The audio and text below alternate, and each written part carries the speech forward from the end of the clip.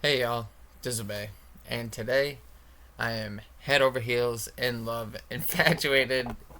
I know the woman I will be spending the rest of my life with.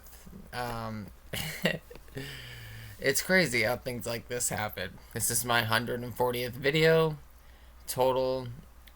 40 on this website, 100 on Rumble.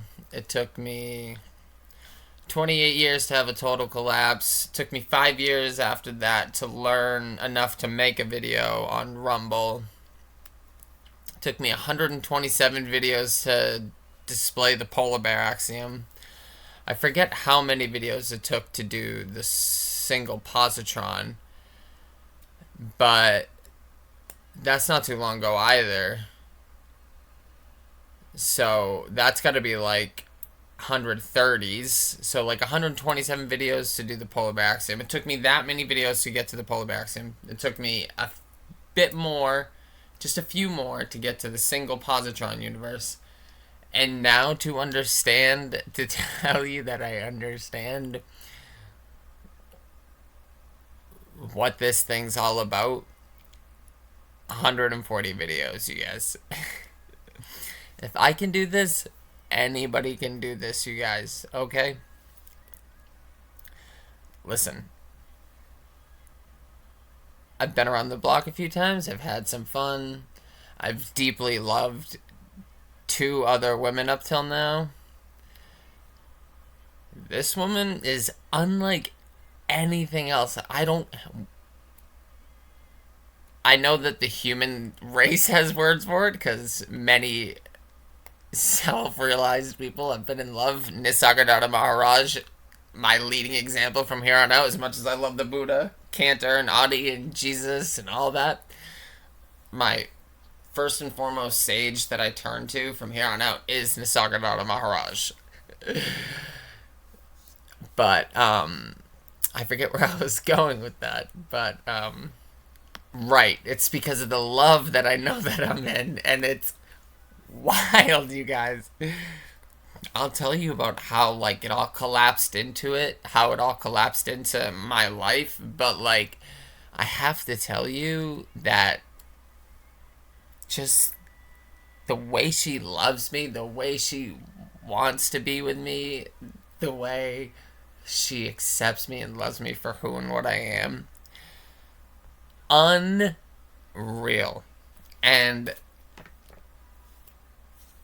I don't have words for it because I feel the same way towards her. This woman has two kids.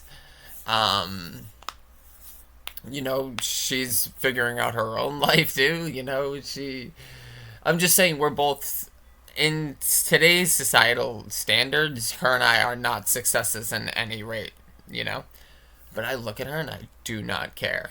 Not even a little bit. It's just not even like a thing. I'm just like, whoop, bypass all that.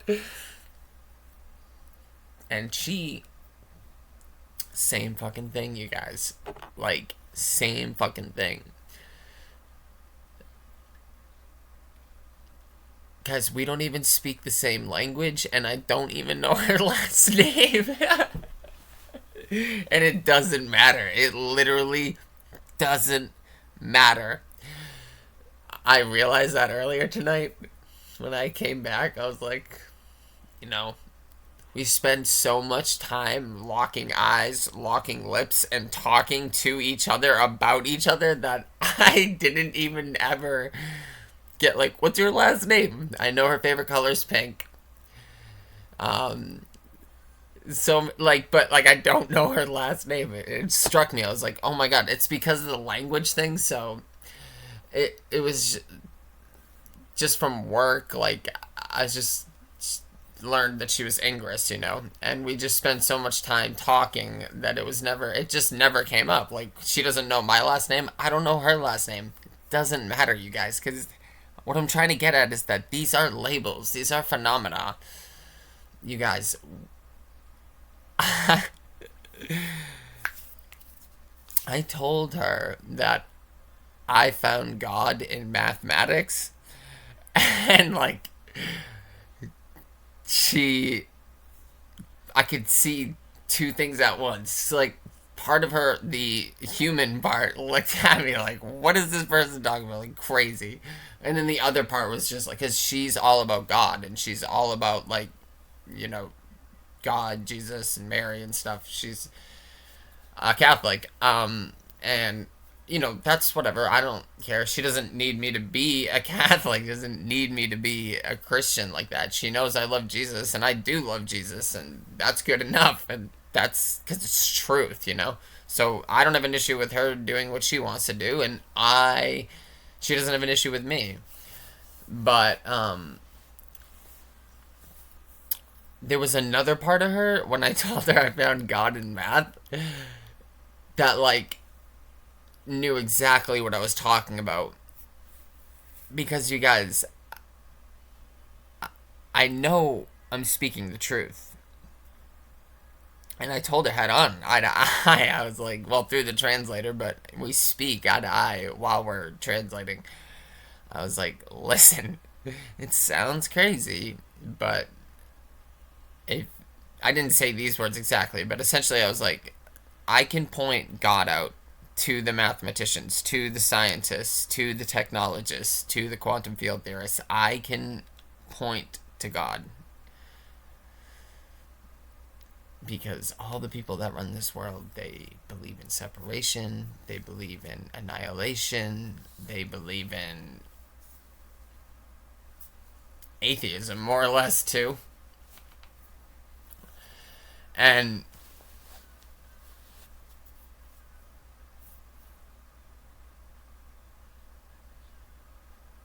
I just was like, that's over. That doesn't have to be anymore, because if you look right here, this explains all of, like, what everybody else is talking about.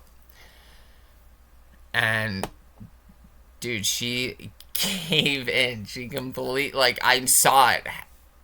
It all happened instantaneously, you guys. When I told her these words, it was like she like, but like it was like, it was like she couldn't believe it, but then like at the same time she was completely captivated and drawn in by it. It was wild. It was absolutely wild. Um, you guys, it's because you guys, in our culture, someone listening to someone like me say that, that's crazy talk. That's entirely unacceptable in our culture. What's this person talking about? Thinking he's smarter than he really is. He doesn't know anything. Like, I'm done ragging on people, but there are people I've mentioned on this channel before who just love to bring people down. And, you know, we like to think that there are experts out there and the experts are going to come and solve the problem. They're not. And in fact, there are experts that are going to come and solve the problem. You are an expert. You're an expert on yourself. You need to unlock the cage that is your prison mind and become an expert on you. You guys, I'm telling you, I'm walking through the dark right now, but it's so much fun. It's a blast. I don't know anything about what's to... Listen, I'm not going to sit here and tell you I don't fantasize and daydream and envision what my, what life could be, right? Of course I do. But you guys, I don't know anything for certain. Do you understand that? Because there is no thing out there. There's only the ground of being, the pulsation, and the experience. And the existence. So, and the existence is in constant flux through the pulsation. So, the ground of being, the pulsation, and the excitation. The existence. Where is there room for things to know, right? Like, you don't know anything. You can't calculate the future out, man. It's not like that. This thing is constantly becoming, you guys. So, like, check it. If you go back through my videos, I'm sitting there like, I don't know how many videos back, but I know the earliest ones I go back. I don't talk too much about wanting a woman in my life. It's just me more or less trying to explain philosophy and stuff like that. And as it goes on, I think maybe somewhere down the line I start mentioning it. And then a little more, a little more, a little more, whatever. I think that's how it goes. I know at some point not too long ago, I am talking about having a chick in my life, whether for one thing or another, friendship or whatever. You guys, this woman came out of nowhere. You need to understand this. I've been at my job for the last, since July maybe? June, July, maybe May. So I've been there essentially coming up on a year now. And there was always the same kid that cleaned the floors. And then he gets taken out. And she comes in. And me, I'm friendly. I say hi to everybody. If they don't say hi back, I might say hi one or two more times. But if you're not really into, like, me, this is not that kind of world yet. People don't really say hi. So if you, I'm a mirror. I will say hi to you if you want me to say hi to you. If you don't want me to say hi to you, I'm not going to say hi to you. And, you know, like, it's, I always say hi first, but if I'm reading it from you after that initial hi or whatever that you don't really want to be spoken to, I won't really bother you. I'm not here to be like, hey, good morning. No, this is a pretty tough time to live in, guys. So, and I'm not really a small talker. I'm a polite person, but I'm not a small talker. But she was very warm and accepting to my hello. So obviously, you know, I like people. I know that I was on break with the other guy, but more especially when you're a beautiful woman. Yes, sorry, I might be biased in that. But she was warm and receptive to my hello, and I was like, "Oh, great! Like she's friendly." And so days go by, say hi, whatever, we're nice, whatever. I go up to her and I'm like, hey, I was like, are you single? It's like, I forget exactly how it is. And she told me that she is single, but that she has two kids. And I was like, oh, okay, no problem. So I didn't want her, I didn't want to seem eager and be like, oh, that's no problem. I'll just, like, you know, I don't care. Like, I just played it cool. It's like, okay. And then we just kind of went back to being friends. But it really isn't really an issue. I'm not going to lie, you guys. Like, right away, I was like, kind of like, oh, that kind of, like, bummer, I guess, a little bit. Like, not, like, you know, when you don't, like, I don't know her like I know her now. So when you meet someone and you're interested in them and you hear they have two kids and you're a shithead nobody with nothing to offer them in the material physical world, it's not like the best news. It's not like the best thing to hear.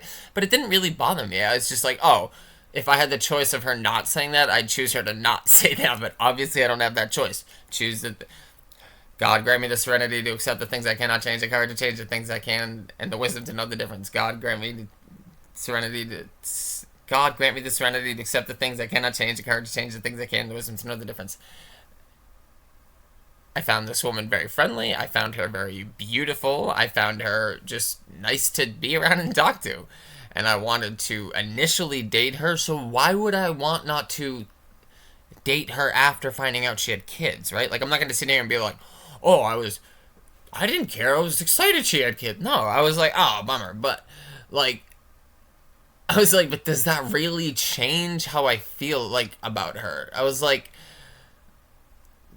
honestly, you guys, I'm being honest with you. And, you know, like, you, as someone who, you know, in the moment, because life isn't about time, but it is about the momentariness of experience and existence. So within those moments of existence, I didn't have these flourished feelings for her. So in the moment, I'm like, it's in my head, I'm like, it's probably not my favorite thing to hear. But out loud, I'm like, no, it's no problem. It's no problem. So we just go back to being friends and being nice or whatever. And she just keeps batting those eyes at me. I keep waving at her, and we just keep being nice and friendly and stuff. And, like, one thing leads to another. And honestly, I'm trying to remember how we ended up hanging out. I know that it didn't bother me, and I'm pretty sure we just kept talking and like saying hi and stuff. And I initially asked her to hang out, and we went to a little lake not too far away. But you guys, like, just real quick, I don't have like the only thing I have to my name that's worth anything, and it's for the transportation value is my car. But it's not like the best kind of car. So, and I don't really travel far in my life. I've never really had a car good enough to use on the highway too much. So, when I'm about to hang out with her, I'm like, oh, I hope she doesn't live too far away. I'm like, she works with me, so she can't live too far away. Hopefully not anything more than like 25, 30 minutes, whatever. Guys, she lives a stone's throw away from me. That was one of my first. My first indicator was she was super kind. She was beautiful. Maybe speed bump. I wouldn't call it a speed bump, but it was a test. Was her telling me she had kids. I kind of went through that. Didn't bother me too much. Then I find out she lives a stone's throw away from me. She literally lives 5, 6, 7 minutes away, depending on the cars and the lights. 5, 6, or 7 minutes away. What is that? That's called collapsing into your reality, guys, because there is no separation. Because you guys, think about it like this. I'll be driving a lot or like to and from work, and I'll be at work or whatever, and this is fair. This is true and it's honest, and especially it happens more and more. But like there'll always be someone right where I don't need or want them to be, right? Because you guys, like, I sit at my work and like I'll be doing stuff with the shelves, like arranging or putting things away or whatever, and I'll just like get these visions, and sometimes I'll burst out laughing, or sometimes I'll start crying, or whatever, dude. Like, I don't need people to like see that, right? So luckily nobody's ever seen me like laughing to myself or crying to myself, but they do like just like if I need to turn the corner or something, there's always someone there. And so I was thinking, like, with all these things, how is it that they're never there when I'm crying or laughing, but they're there when I'm walking or whatever, or driving? And actually, I only thought a part of this before. Part of it's coming to me now, and it's the part why is there no one looking at me when I'm crying or laughing by myself? But when I'm walking or trying to do things or driving, there's always people there. So this is actually all coming together with me now. So let's see where we go with it. But for me, getting back to the part that I was thinking about before is that, guys, there isn't a world out there. So when I'm driving or I'm like needing to turn a corner because I'm on break or something, or the guy who was shopping, right? Perfect example. The guy who was shopping and I was on break and I didn't need him to be there, and I like got a little angry, or not angry, but I was just not as polite and cordial and nice and understanding and patient as I easily could have been and know I could have been. So stuff like that. It's because there's not a world out there. It's the same reason why Shrek can't just go back and hide in his swamp. It's because it's not that kind of world, you guys. You can't hide from this world, and there isn't a world out there. Like, why are there people always around? Like, why is it that there's always someone there when I'm driving or when I'm walking or whatever? Guys, it's because there's not a world out there. There's only there's only Brahman and little Brahmans, and the little Brahmans are bouncing off each other, okay? And the little Brahmans are creating massive world. Like, we are creating a massive experience together. Not even a world. It's really more of an experience. It is a world. That's totally fair, but it's really more of an experience that we exist in. Together, we create this. So things like that line up. It's because there isn't a world out there that's big enough for you to escape people in that way, you know? Like, people are always going to be there when you're taking a left or taking a right, or when you're walking in the corridor, or when you're on break or whatever, because there isn't a world out there. You're existing in in a shared experience. Do you see? And also, people like Shrek, you can't just retreat back and put your head in the sand or go back to your swamp or whatever. You can't do that. You can't. There isn't a world out there like that. Like, when you retreat, you send that signal out into the experience, into the interference pattern. You can't. You cannot do that. So, you guys, real quick, you guys, I know that, like, I'm changing because this song just came on this Kiss, but, like, there's songs on this playlist I have right here, you guys, that my old self would be, like, disgusted at. You guys, literally, I think the most, like, inspirational love song ever is easily That's the Way It Is by Celine Dion. It's not even up for question. It's not even up for comparison. Like, the only other song I can think of for best love song is Whitney's I Will Always Love You, for sure.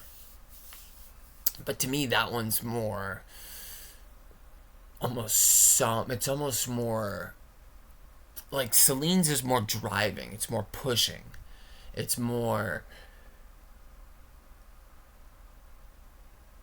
I don't know how to describe it because they're both so epic, but there's just something so a bit like when you hear like it, I don't, somber is not the right tone, but there's just something with much more, a bit more gravitas, maybe, right? Like something like that with Whitney's and I Will Always Love You. Like, those are the two best love songs.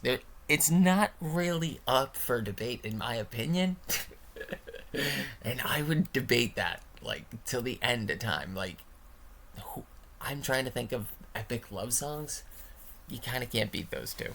But you guys, I would have been able to admit something about Whitney before because that performance is just, it literally, you, that is how you test if you're human or not, is you put that song on in their ears, and if they don't get goosebumps, they're not human. No, I'm just kidding. But dude, like, that's that kind of song with what Whitney Houston does, and I Will Always Love You. That type of shit is unreal, dude. So,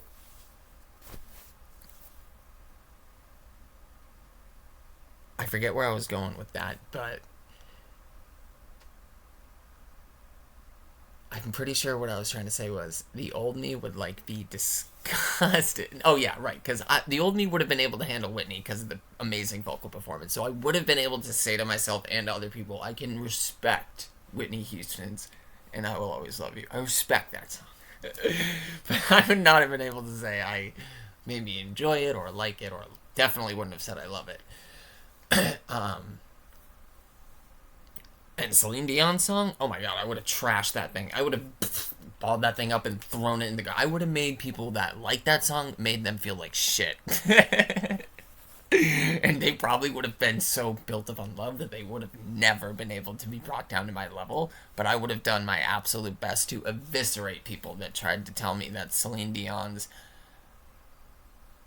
what's the name of the song? That's the Way It is the best, is a good song. I would have been like, guys,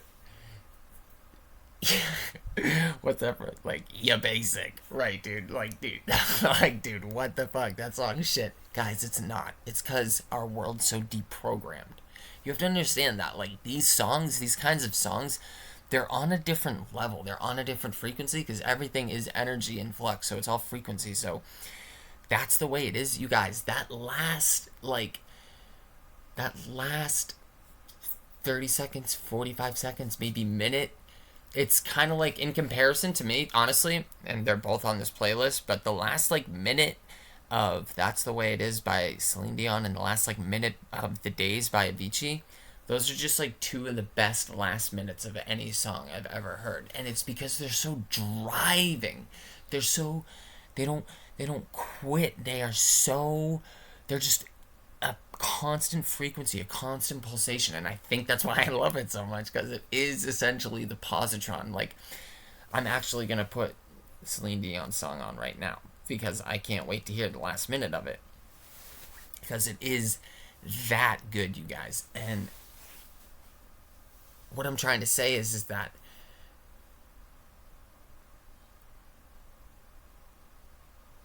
music is music is actually, like, I've seen like Ivy League scientists talk about how music is healing and all sorts of stuff like that. So music is literally magical in our understanding, okay, you guys?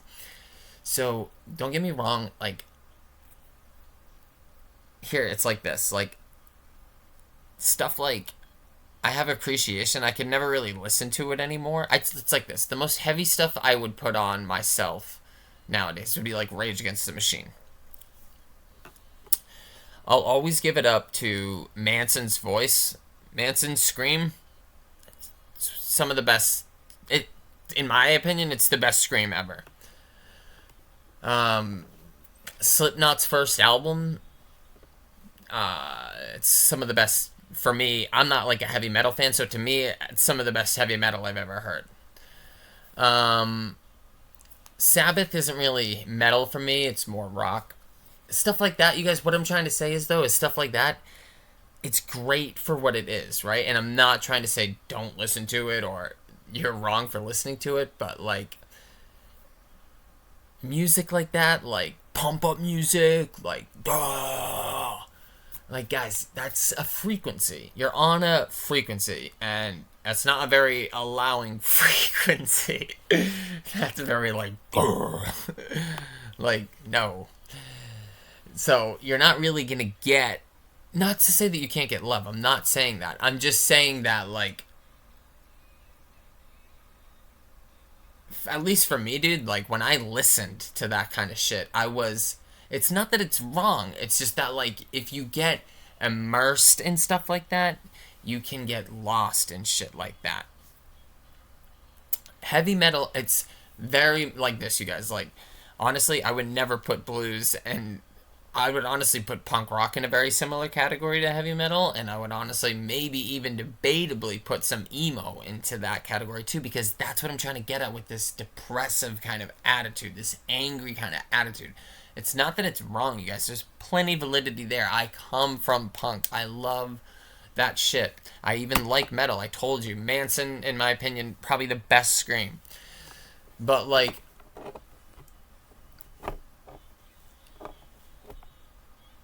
I would never put blues and rock and roll in this category because it's way too uplifting and different kind of music, but I lost myself in the blues and rock and roll because I just thought life was awful, and I thought all the religions were fake, and I thought God was not real, and I thought none of this was real, and I thought everybody was fabricating everything, and I thought all humans that believed in religion, like my new love of my life, was, I thought these people were wishy-washy and fake and, like,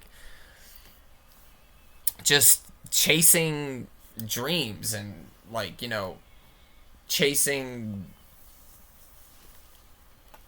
like, what's, like, I don't even know, like, just they could handle the fact of reality. Guys, it's the exact opposite. It's just that maybe if you're dualist with the religious, you don't understand it quite 100%, but it's not really even about that. It's that if you don't understand that everything's connected, everything's one, and love is the interflow between, you don't actually know anything about life, okay? And they design our society to be like that. And I'm only speaking from the person that knew life the least, okay? 2 seizures. 1 avoid seizure, 1 a hyperspeed seizure. 7 years of drinking. Last way more than 2. Last like 3-4 years. Maybe 3 years.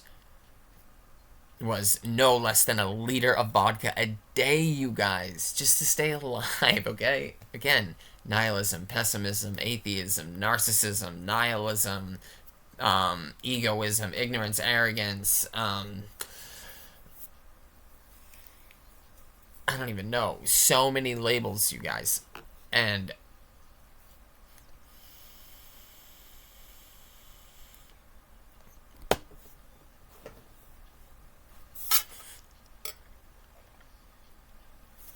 in our society, is set up to make you need things external from you. You guys, yes, Angus is external from me, but you need to understand something, you guys.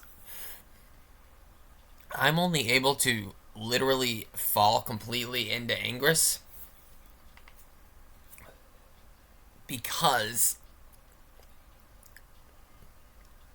I learned to love myself so much, not my ego, but my being and life and existence itself.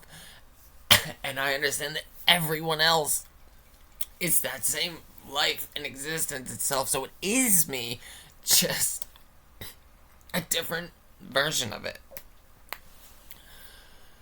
So, what I was saying earlier with Ingress about how I could see past her double take when I told her I found God in math, and like I saw the part of her that didn't believe it, and then like the part that immediately clicked. It's because I've learned to love what's behind her eyes. Do you know what I mean? I've learned to love what's behind your eyes, what's behind all of our eyes, what's behind our apparently separate selves. And it's the same self, okay? Think of it like this. There's Atman, which is the sense of self.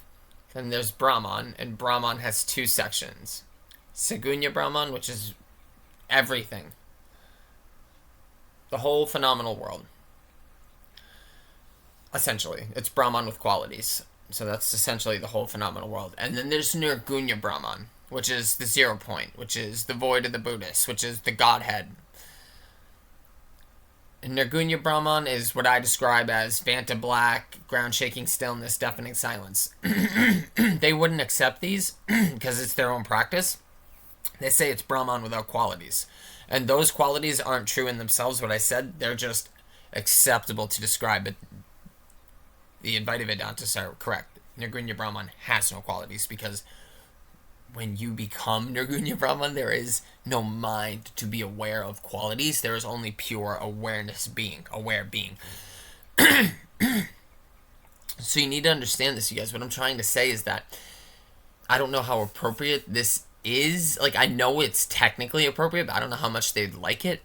But go look up what Nirgunya Brahman is. It's the pinnacle. It's what the whole shebang's about in Advaita Vedanta.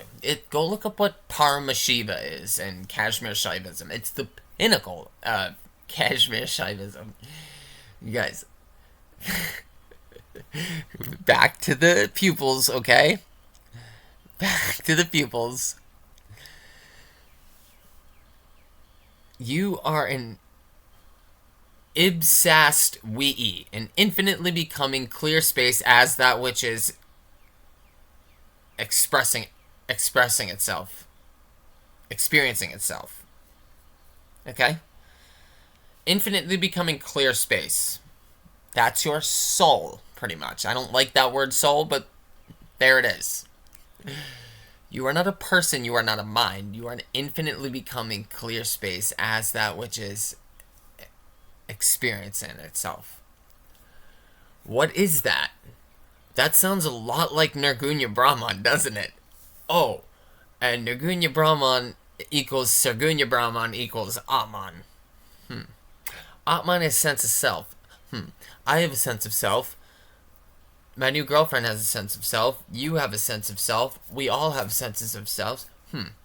Could that mean that we're all universes unto ourselves, in a manner of speaking? Yes, that's exactly what it means. It doesn't mean you're like in a multiverse of different beings. No, you're literally in a little offshoot. You're a mini Nirgunya Brahman is what I'm trying to get at. Do you understand that? I don't know how appropriate it is because you can't say you're your own 0 point because I mean we all collapse into the 0 point, so we all collapse into Nagunya Brahman. But if you need to think about it, you are your own universe, right? Like you have your own. I don't know what it. If you were in this room right now, you and I would share the same solidity, impenetrability, and extended figure. Um, and we'd hear probably the same equivalent to solidity, impenetrability, and extended figure of words. But I don't know what color is to you.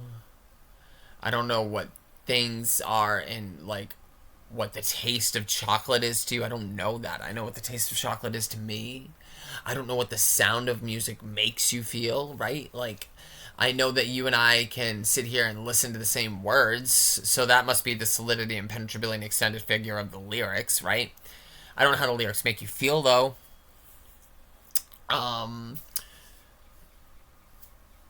some of us have what we call schizophrenia or whatever, which is when we start seeing different parts of reality. Well, I don't know if you see things and I don't see things. So this is what I'm trying to get at, you guys. Each one of us is a universe onto ourselves, in a manner of speaking. Nothing solipsist. It's just to give you, I don't know what the word is, I still have to look it up, but it's to give you, like, what I keep calling autonomy or authority or whatever. Like, your own, it's to give you free and participatory will. It's to give you your own sovereign participancy for ad infinitum, okay?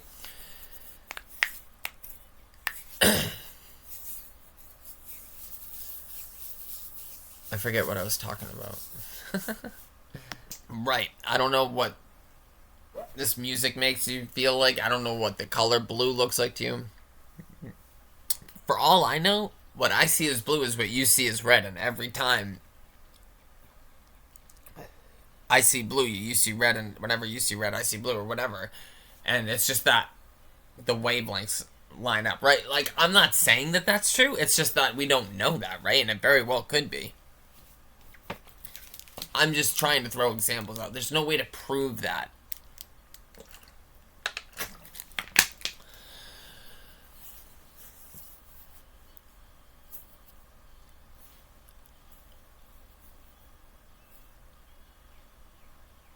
You guys, what I'm trying to say about this chick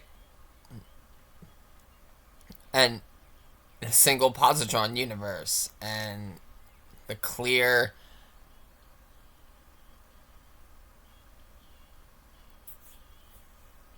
relatable analogy of the polar bear axiom.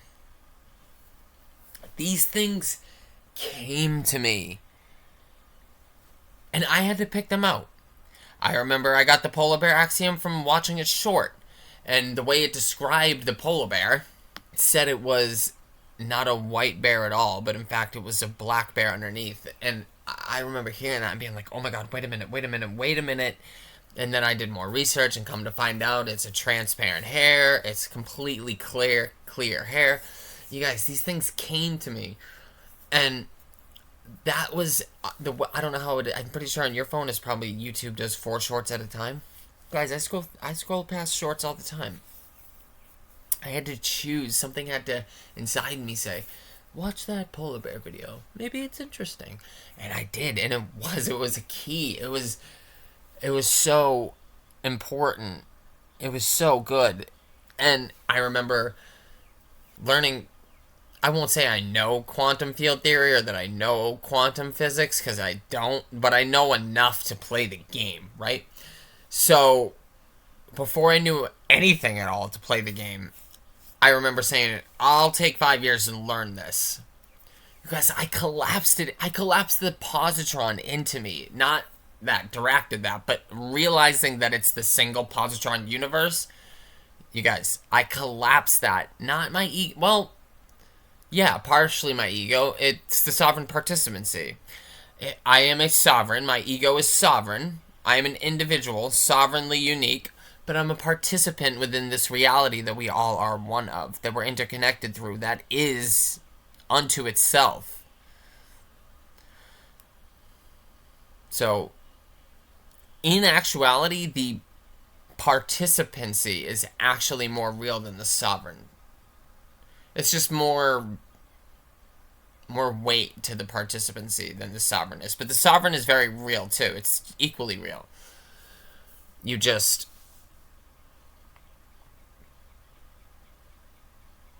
you just no matter what, everything collapses back into the 0 point Nagunya Brahman, the Godhead. G. So it's always just a bit more in the favor of God, is what I'm trying to say. Um, and by the way, you guys, speaking of, it's all in the favor, it's all a bit more favor than God. And this was before I fell in love with a Catholic woman, but I had even said this earlier in my videos, and now you guys, it's even more. It's like this, you guys. How I see it now is secularism and being more philosophically based, how I was my entire life, is totally fair. It's absolutely fair because it's truth, because you can't go too much to the spiritual side. That's why I love energeticism, because it's the perfect marry. It's right in the middle. It's the perfect marriage. Energeticism, energy instead of spiritual or secular. But guys, this is what I'm trying to get at, is that even if you choose to be a bit more, if you understand the world a bit more secularly, you guys, and remember, the Buddhists and the Buddha is your guide, so you don't need to worry about being as divine and holy and all this as Yogananda and Anandamaya and Mahavatar Babaji and all that stuff. But I wonder how much you and I are holding on to something, because my understanding, guys, is that this experience, this existence as being a human, has never been lower than it is right now. There's some things to be said for the food, the medicine, the plumbing, the technological upgrades. But mentally, emotionally, and spiritually, this is the worst, and philosophically and logistically, this is the worst humans have ever been. Okay? This is the most samsaric that samsara has ever been. Okay? This is the most hell that hell has ever been. Okay?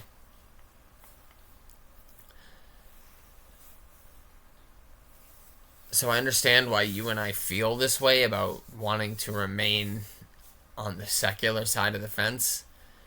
But you guys,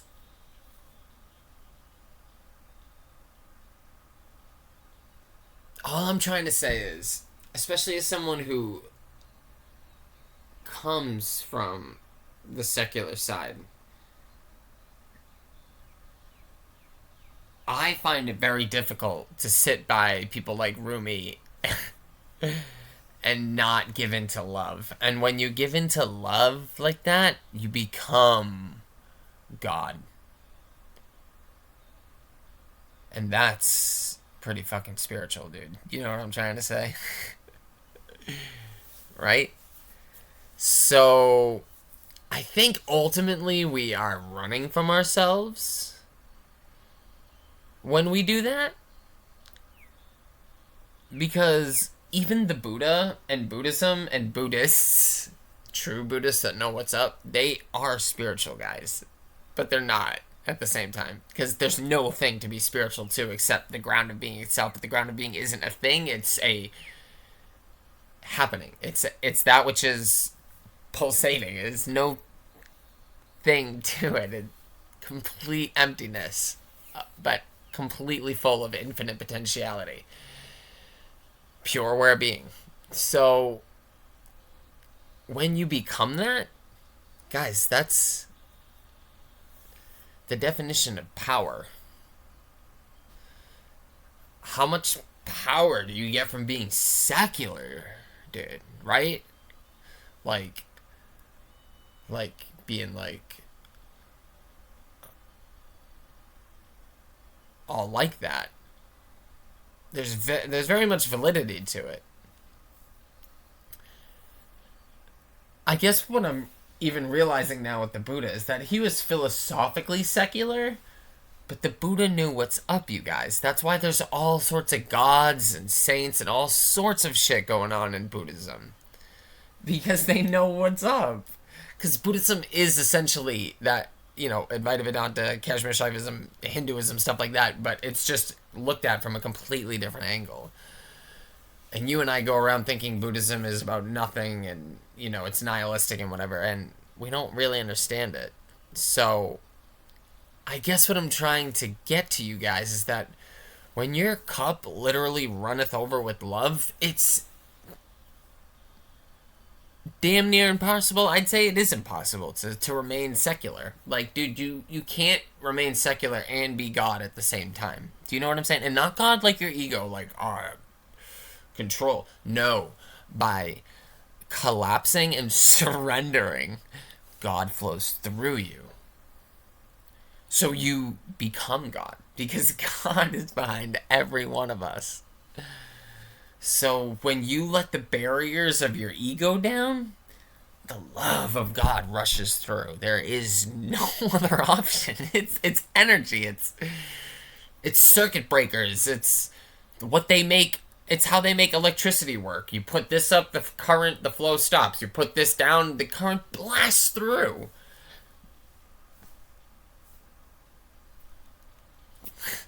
It's all that's going on here, okay? So, I guess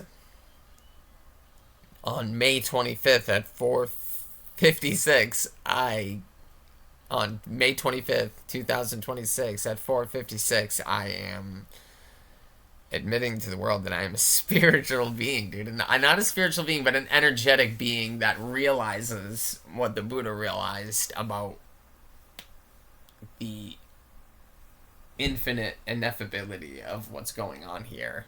And you damn well might as well call that God and the heavens, okay? Because it's the truth, you guys. It's the truth. You and I are.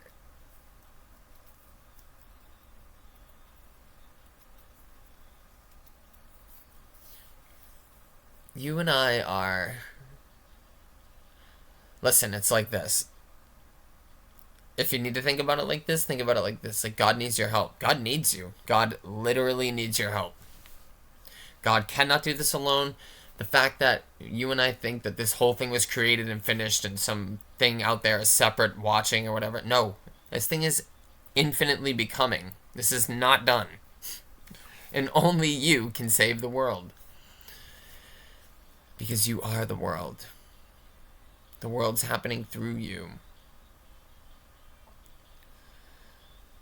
So,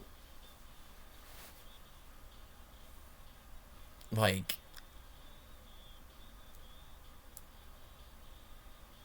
God literally needs your help. You're the only one that can save the world. What do you want out of life? What do you desire? Why do you want those things out of your life? Why do you desire? These are very important questions. Are they desiring for the ego? Are they desiring for small? Are they desiring for separate? Are they desiring for scarcity and scaredness?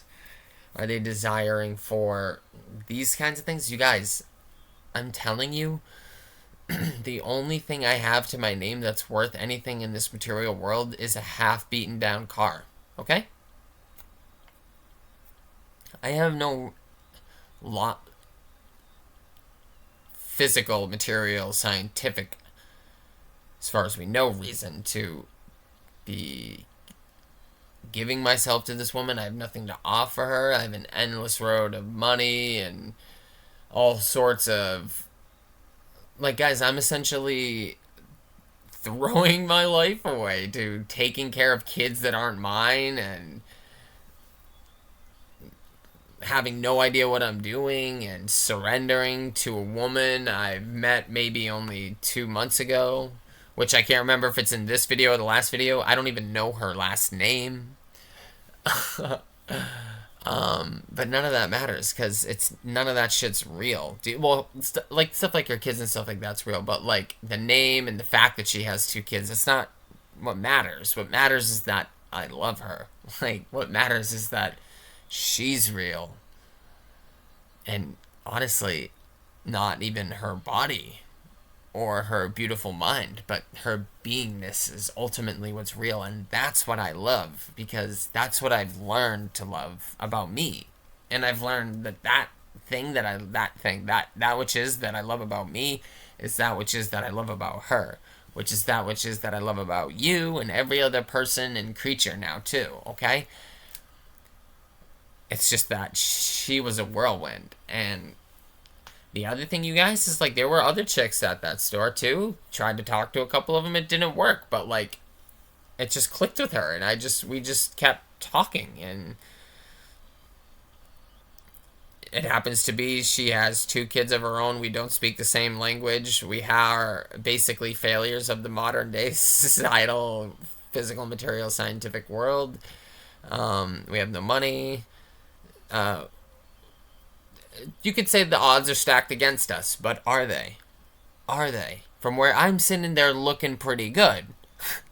Right? I mean, you guys, I'm not trying to like be egotistical. I'm just trying to show you that I'm driving this car pretty well, you guys. You see? Like, and I guess really it's the ground driving, but I'm, you know, the vessel in control of the vehicle, right? And really, it's just the vessel is the vehicle. So,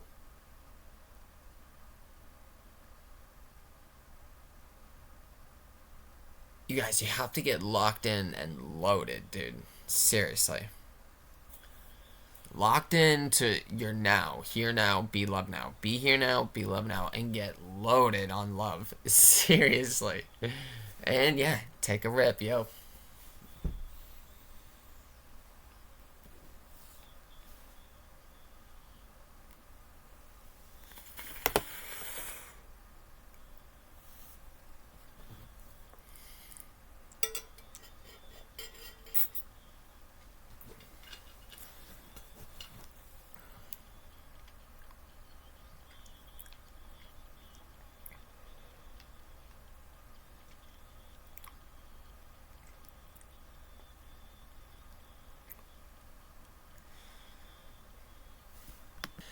Guys, I guess I'm really not trying to sound egotistical or anything like that, but I'm trying to say I'm not pretty sure I know how to.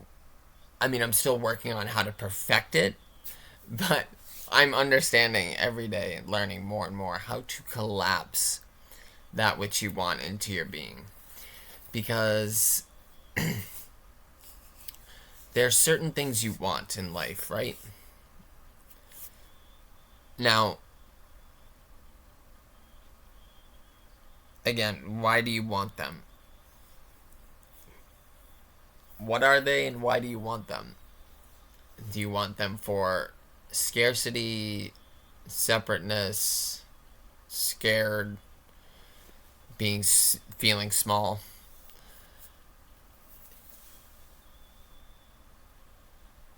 You have to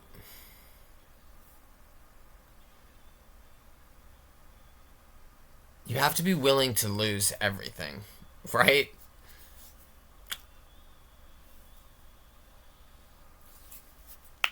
It's a tough thing to hear, but it's true. Because it's nothing, remember.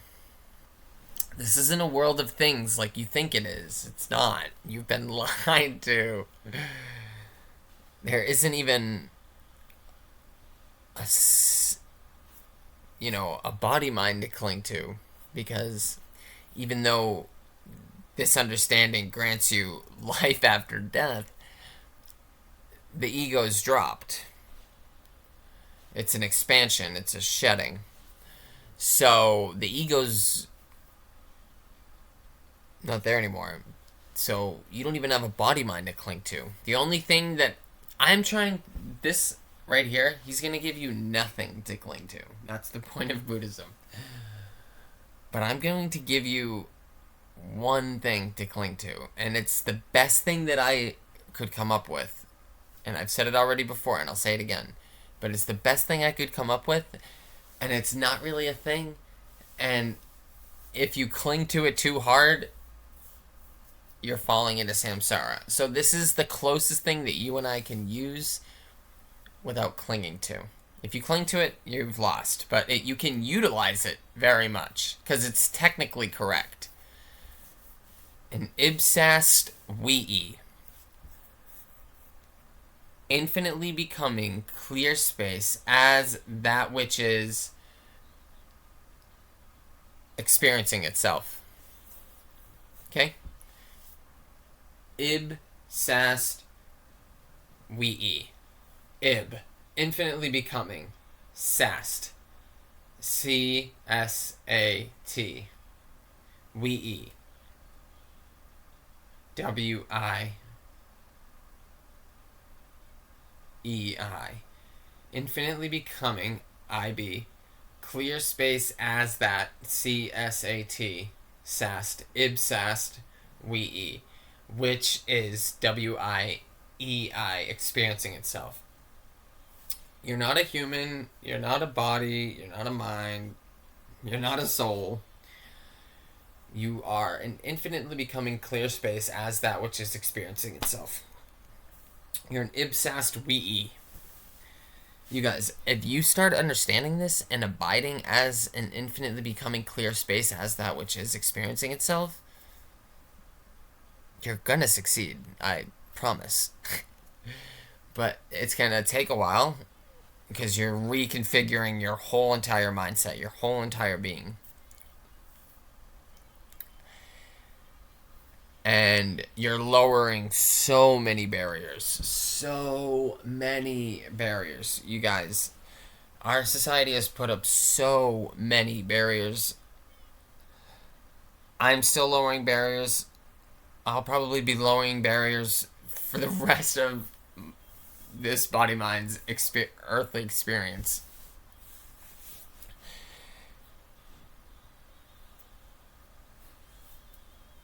It's insane, the damage that we've done to ourselves. But yeah, I'm also the kind of person that will tell you this has been done to you. There are people that do not have your best interest at heart, and they have been gaming, rigging, utilizing pain, sorrow, suffering, manipulation, power, money, ego, all sorts of stuff to their benefit. Yeah, I'm not going to sit here and tell you that stuff doesn't exist. I'm not going to sit here and tell you evil doesn't exist. I'll describe evil to you. Evil is a misunderstanding.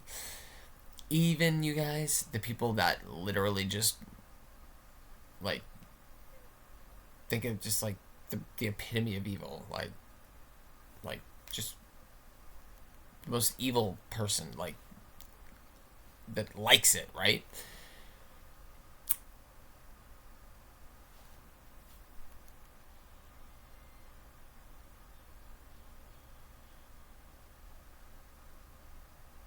They use their 5D potentiality for harm through their 4D momentariness existence, bringing around in their 3D experience, which you and I are aware of.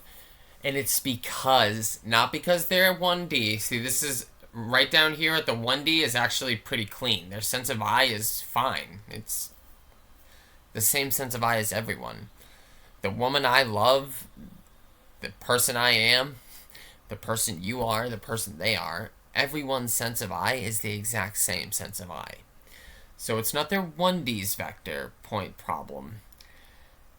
They're doing bad decisions with their potential in the 5D through the 4D, coming to light in the 3D. So what's the issue? It's the 2D mind stream.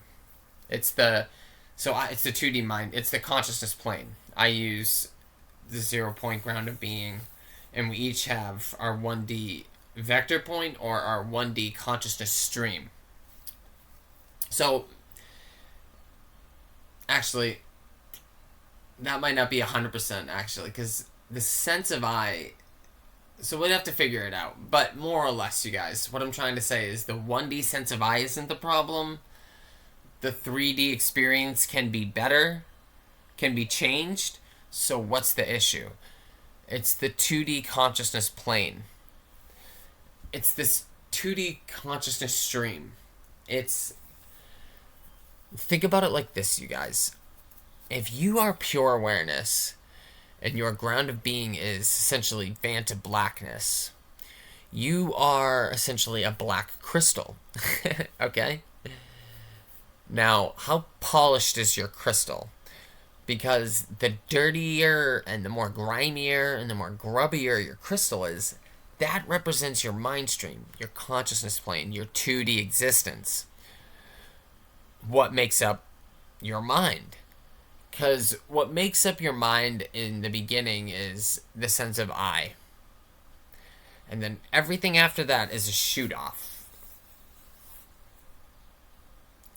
So maybe we could do it like the 1D vector point is the riverbed. And this river flows upwards, right? Flows outwards.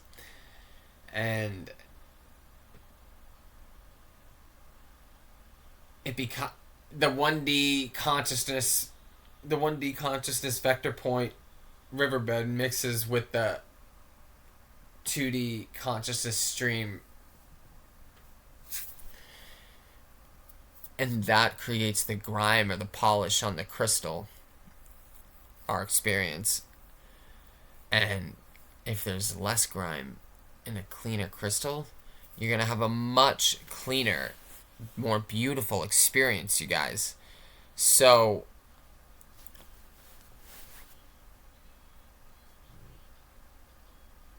that's what evil is. It's a messed up 2D existence, okay? I forget where I was going with all this. So, no success. I cannot remember where I was going with any of that. But, oh no.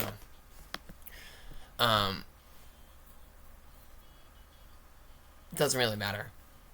My point is, you guys, is I am collapsing things into reality. And not because I am God, but because I've done the work to lower the barriers that are Austin, that are Disobey, enough to let the power, the energy, the truth, the life that is God, that is reality itself, that gave rise to the Austin initially, I've lowered the barriers of Austin enough to let the initial power energy that created Austin in the first place to shine through. Do you see that? Because you don't come into this world from somewhere else. You don't come in. No, you are born out of this world. This world spits you out. It is you. It makes you. It creates you. It gives rise to you. There is nothing separate from you. Not a thing. And honestly, you guys, I can really tell you, it's not even.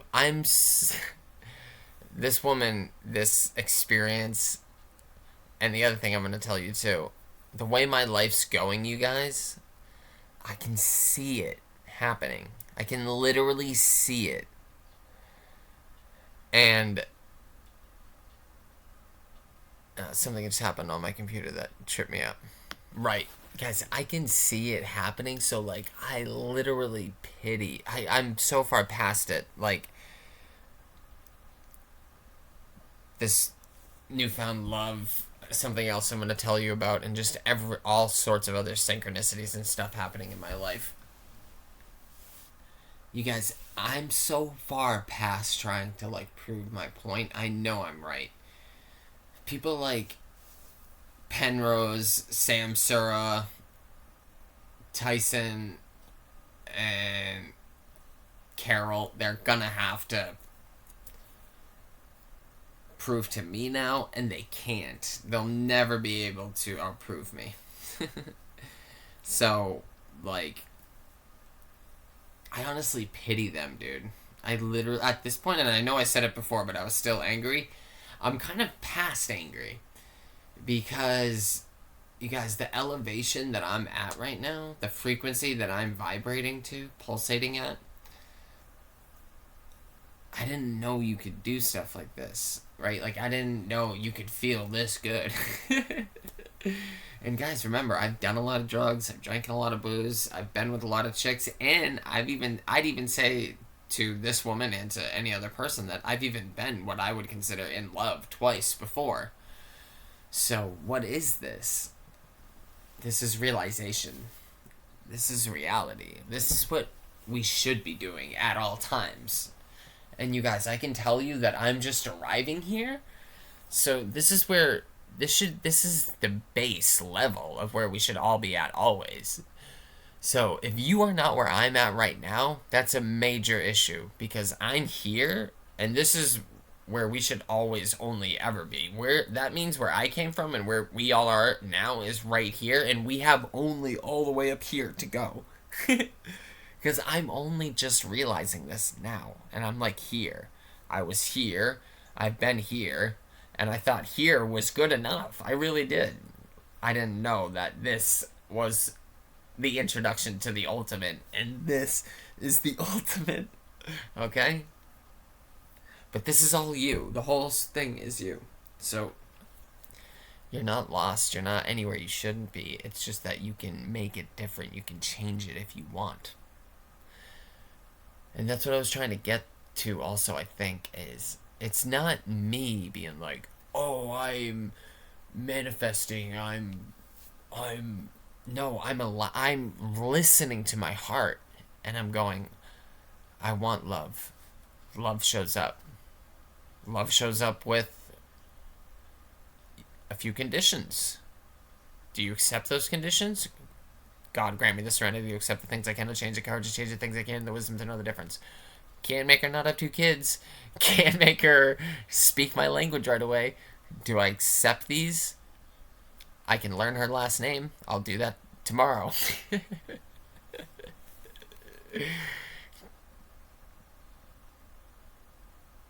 The wisdom to know the difference, you guys. The wisdom to know the difference is that what's behind her, what knows her kids is what knows every other person, is what knows me, my family, her. There's no reason for me to be scared, timid. I have younger siblings. I've been around younger people. I know how to I've babysat. I've helped raise one of my youngest sibling. I literally helped raise her. I know how to take care of people. There's no reason for me to not be able to help this woman take care of her kids unless there's an issue with me being insecure, being lazy, not being willing. These are my issues though. So like, and I don't have these issues, but what I'm trying to say is that there's no actual valid logistical reason to let the language barrier or the fact that she has two kids already be an issue. If they're an issue, it's A, because it's not correct and it's not meant to be, or it's because I'm not listening to my heart and I'm listening to the ego and superficiality. That's what it is. It could be that it's just not meant to be and you're just not meant to be with that person. I'm not saying that, but what I am saying is that if you find someone you're interested in and they have kids of their own and you let that be an issue, my guy, my girl, my person, you could very well be closing the door on something amazing. You guys, this woman wants to be with me. She wants me. desires me, okay? Do you know how easy that is to return? Okay? Every man, every person wants to be loved, okay? That's what I was also trying to get at with these evil, supposedly evil people. Is underneath them, they are all the ground of being. The lowliest of maggots, the worst of hell beings, the most patron of saints, the most beautiful of women. They. We all are the same thing underneath. We all want love. We all want to be love, and we all want to become love.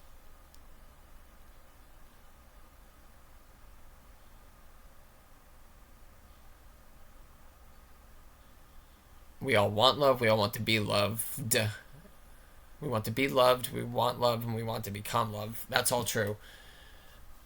Um, what was I gonna say though?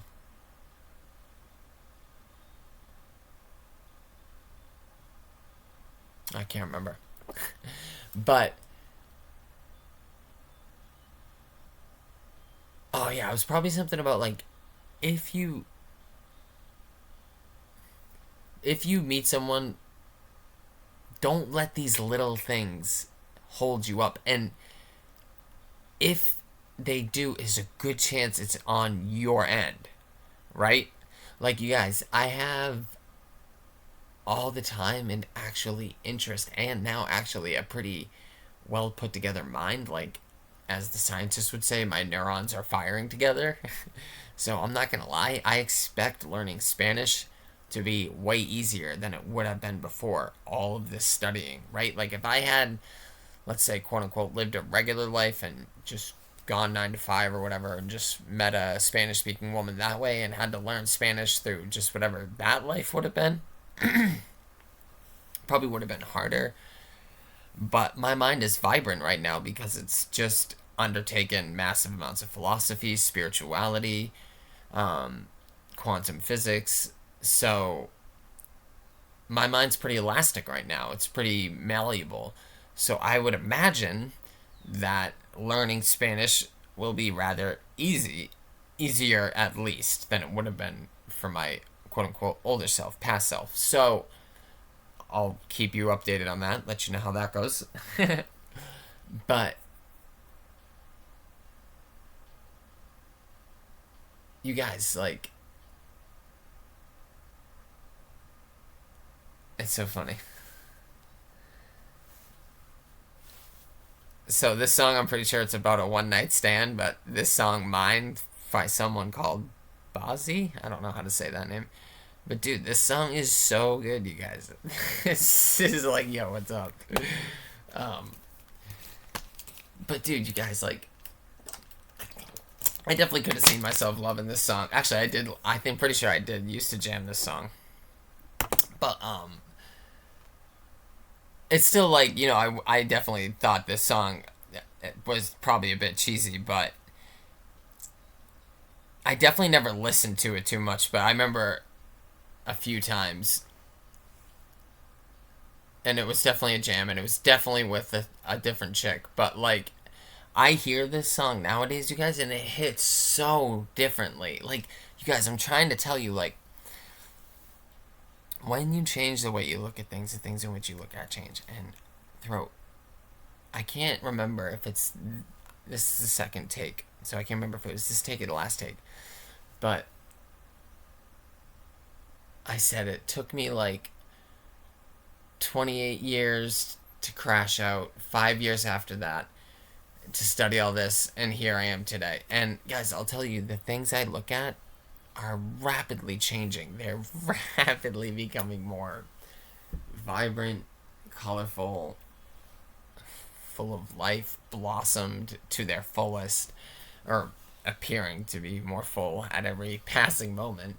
And I was already amazed before, you know, and I feel like I've already gone through the looking glass or through like some sort of phase transition bubble, right? Like step through some sort of like membrane. I feel like I've already done that, but you guys, I know I just went through some sort of insane fucking consciousness membrane with this woman. There are certain things happening in my life, you guys. I'm not gonna. This one's already come to fruition, so I'm talking about the love I found with this woman, but the second one has yet to come to fruition, so I'm not going to talk about it as much. But I will say I've been steady in my collapsing. I've been steady patient. I've been steady focused. I've been steady understanding.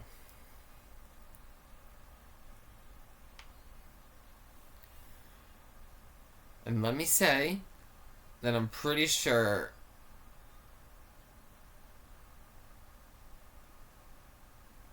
well, I mean, let me just say, as far as I'm concerned, I'm gonna do it. I'm not even gonna try to beat around the bush. Where I'm sitting right now, it's essentially in the bank. It's just, it hasn't come to fruition yet, so let me not say it out loud, but we'll see. But this chick, you guys, this love, it came out of nowhere. She's 6 minutes away. She loves Jesus, you guys. That's what's up. She loves me. That's what's up. And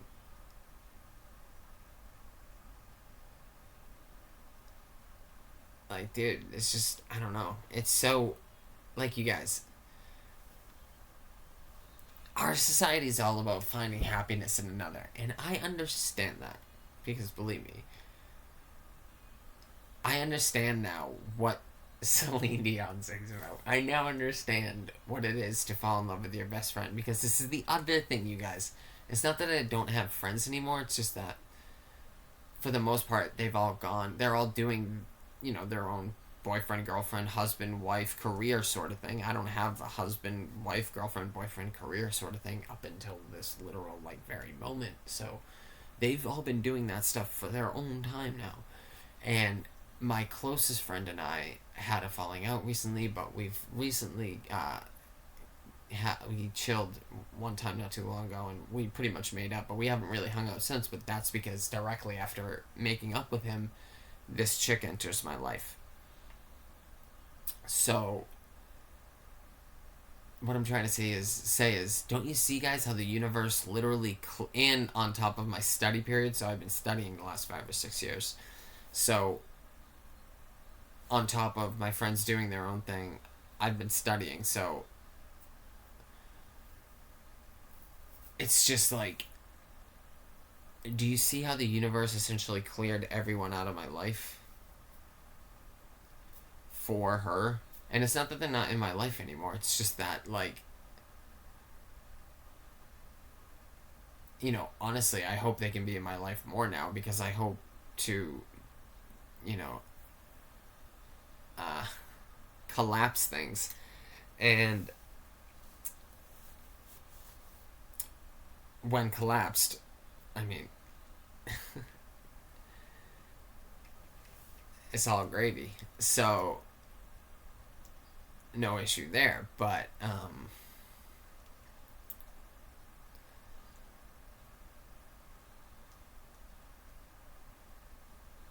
I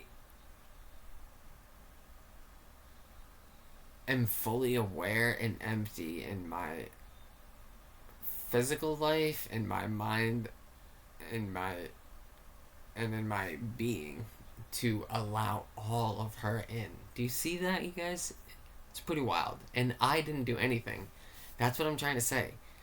You guys, the things I've done are the negation. I've learned negation from the Buddha. I've learned negation through Rumi telling me, don't chase love, let the barriers down. I've done negation with Adi Shankaracharya telling me that, Brahman and Atman are the same, going to find it that way. I've done negation through Jesus telling me heaven's with the kingdom of heaven's within me. Well, I feel like garbage, so what do you mean, Jesus? Well, get all the garbage out of there, negate the garbage. See, it's all about negation, you guys. You don't do anything productive. Not like that. But you don't do anything. What's the opposite of negating?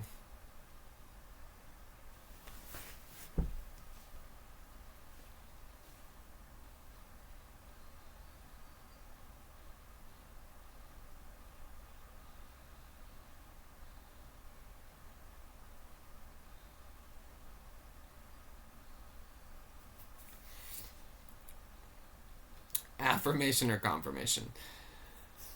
So, yeah, you'd probably want to affirm and confirm things within your being. So, it's not that you probably wouldn't want to do that, but guys, what I'm trying to say is you don't go out chasing your affirmations. You don't go out confirming your confirmations. No, no, you negate all the bullshit, and all that stuff just flows through you. Don't you already have wishes and hopes and dreams and desires? Don't affirm them. They already are. Let them be. Get rid of the other shit that doesn't allow them to be so that that stuff can flow through you. Why are you affirming things? What are you confirming? What even are you confirming? There's no actual thing in existence. So, everything that's in existence is in constant flux. The only thing that's real is awareness. So, ultimately real. Everything else is phenomenally relatively real. So if you understand that, and you understand that there aren't actually solid things out there, that it's just a world of energy and flux, and that everything passes through you, you're not like, I need this, I want that, I blah blah blah blah blah blah blah. No. It's, okay, I recognize that there's this within me. I desire this. How to make that be? Okay, well, from my studies, it's about removing blockages. Okay, let's locate those blockages and let's get removing, right? Like that. And dude, it all just gushes and flows through, dude. It cannot help it. It cannot.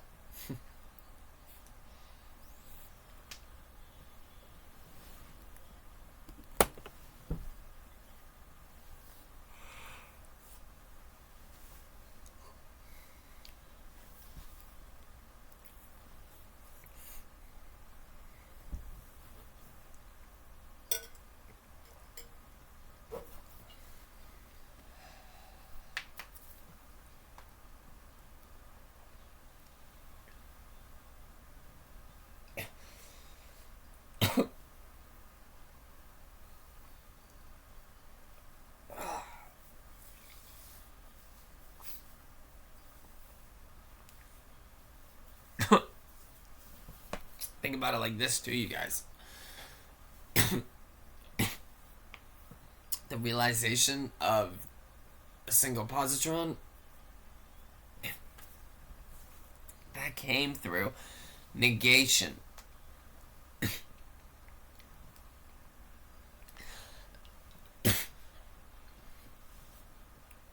Ingrid,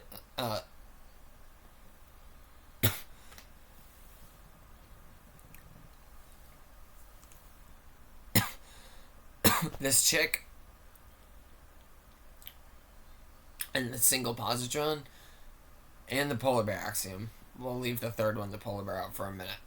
But this chick and the positron, they came to me, you guys. They came to fruition because I knew they were real in my heart. I didn't know it was the positron, and I didn't know it was this woman in particular, but I knew that they existed.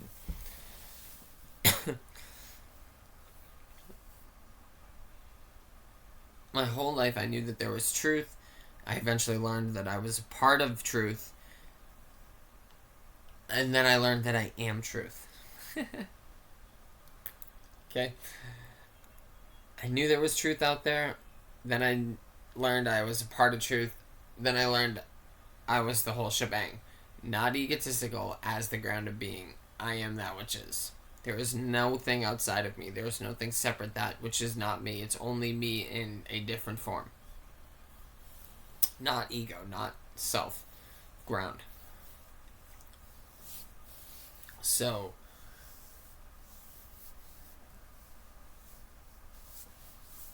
that came, you guys. The single positron came to me by me literally being clocked out, decapitated, face ripped by Kali. Okay?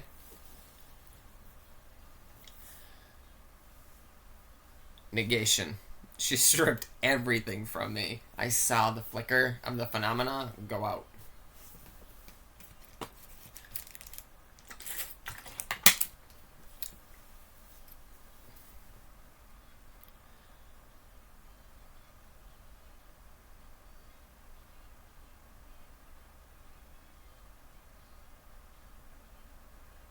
After that,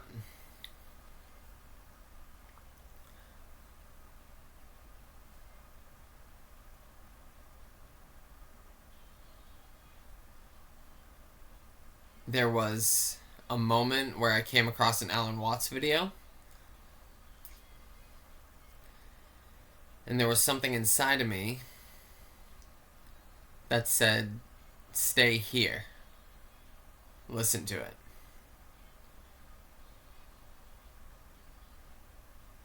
Negation and allowance. Because I negated my old self that was like, what is this?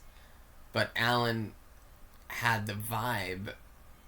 Shortly after did I come to find out he had that vibe because he was 60s, 70s, hippie, more or less, stuff like that. But I liked his vibe. There was a reason I liked his vibe. I just explained it. So how did I have enough moments in awareness to latch onto that vibe? Through negation. By negating the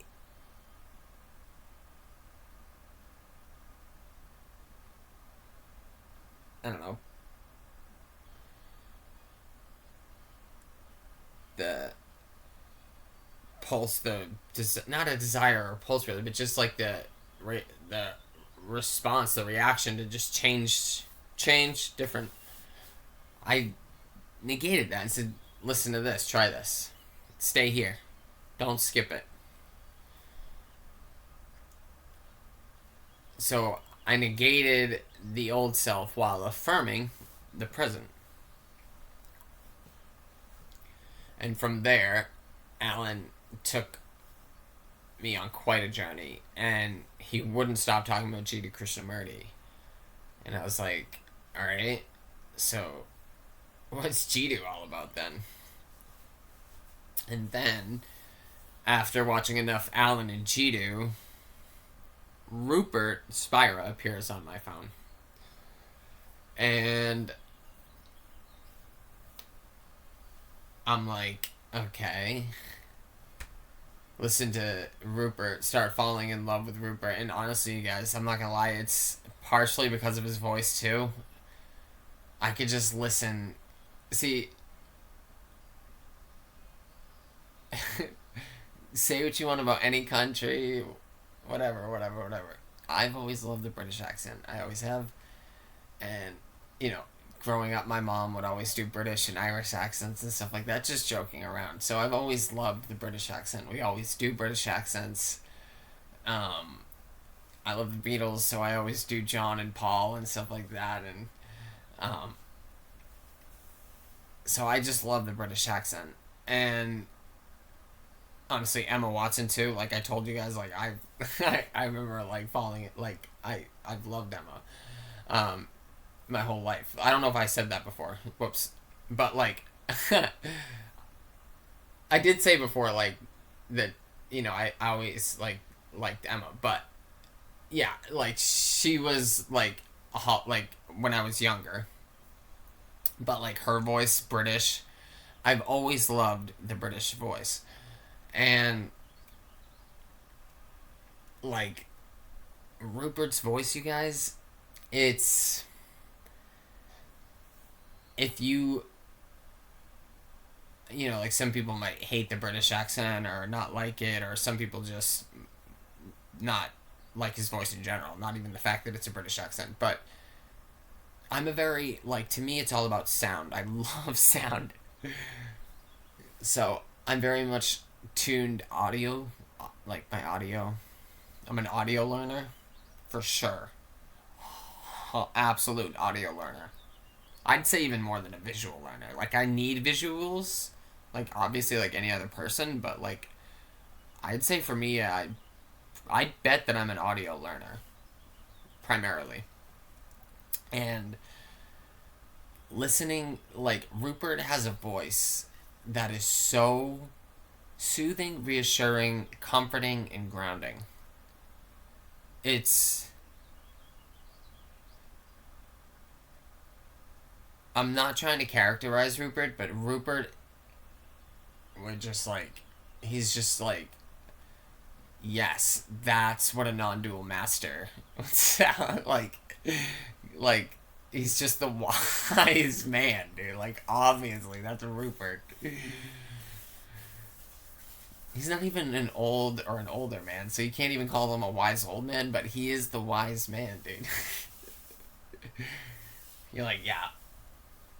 Like, it's the same, it's like David Attenborough, like, why he does the documentaries, right? You're like, oh, yeah.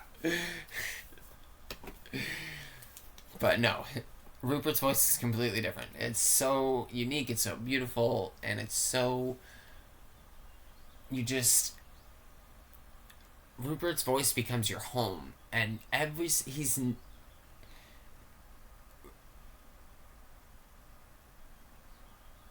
Rupert never not knows what he's talking about. He literally doesn't know what he's. Literally never not knows what he's talking about. He always knows what he's talking about. If he doesn't, he pauses, he finds his ground, he finds his footing. I've literally listened to so many people. I've never once heard an issue with him. I've never been like rewinding and been like, Rupert, issue here. We have an issue here, Rupert. I've never done that with Rupert. I've literally never done that with Rupert.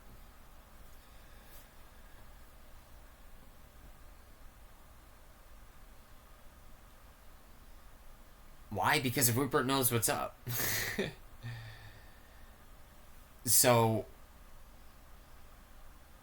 I become immersed with these three teachers. They were my first three teachers. Jesus was my life in the sense of where I came from. The Buddha in Hindu culture was rock and roll, so I was introduced to Jesus the most. Then I spent the second most time with the Buddha in India with rock and roll and stuff through George Harrison and the sitar and the Beatles and stuff. But Jesus was what introduced me when I was a child. The Buddha, and Hindu culture and stuff like that through rock and roll and stuff like that. And then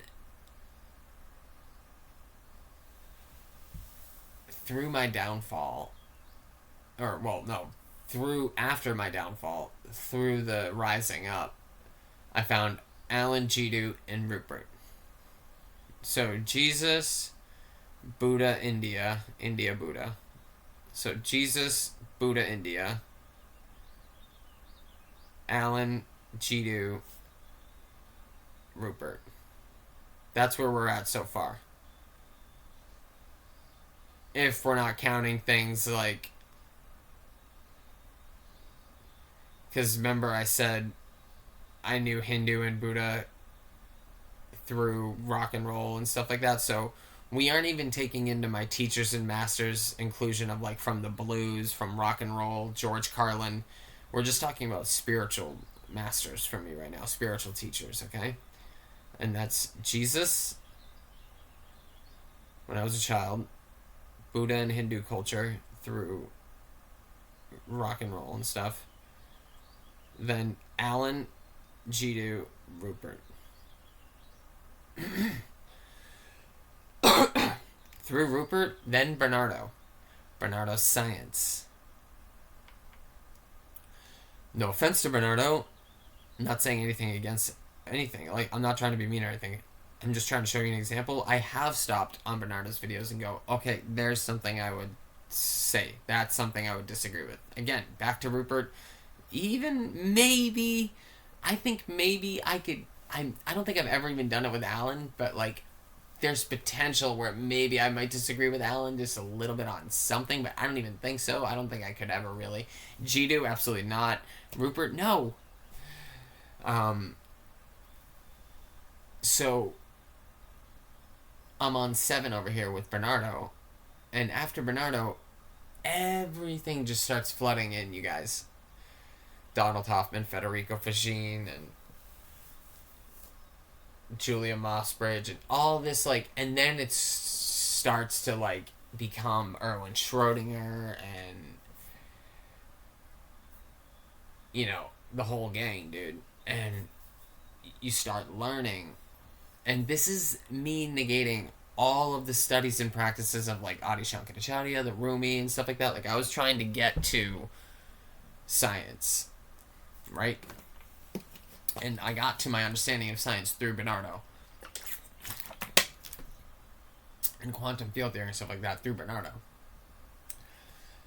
And Donald and Federico and all of them. And then into the great quantum giants. And you guys, you learn their game. And you understand that matter is a philosophical term. There's never been anything without the observer. And when you come from Jesus and the Buddha, like, dude, these lights start clicking. You're like, oh my god, could they have really been onto something here? And you guys, it's not that Jesus and the Buddha were onto something. It's the opposite. It's that our masters and our leaders were onto something in deception.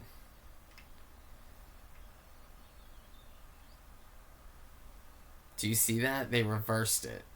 Do you remember my sock thing? They were... The Buddha and Jesus and all them, and what we're doing here is just abiding in what is. It's just abiding in realization.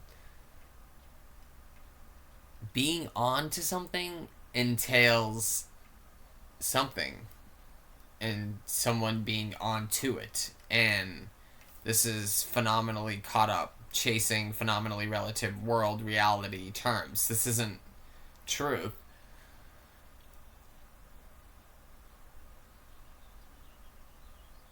So you realize, especially when you speak English, and I'm trying to learn Spanish, and you can't just, like, plug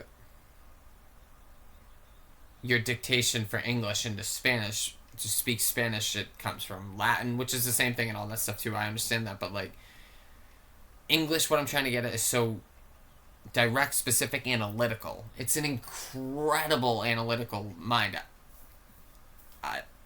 Bernardo says that.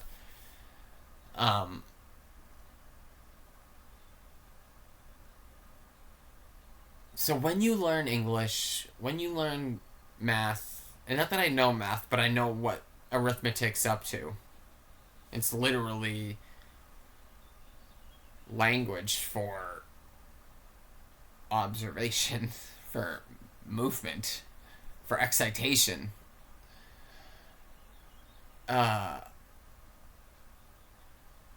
So when you learn the English language and you realize how analytical the English language is, and you realize how analytical arithmetic is, you go, hold on. Nope. All that's going on here is we are zooming in way too hard, and it's not properly zoomed in. It's what happened.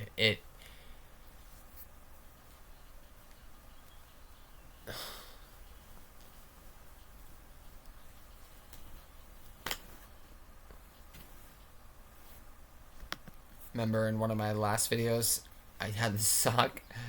You guys, this is what you and I need to learn. This is a sock, proper. Dualism sees two different socks.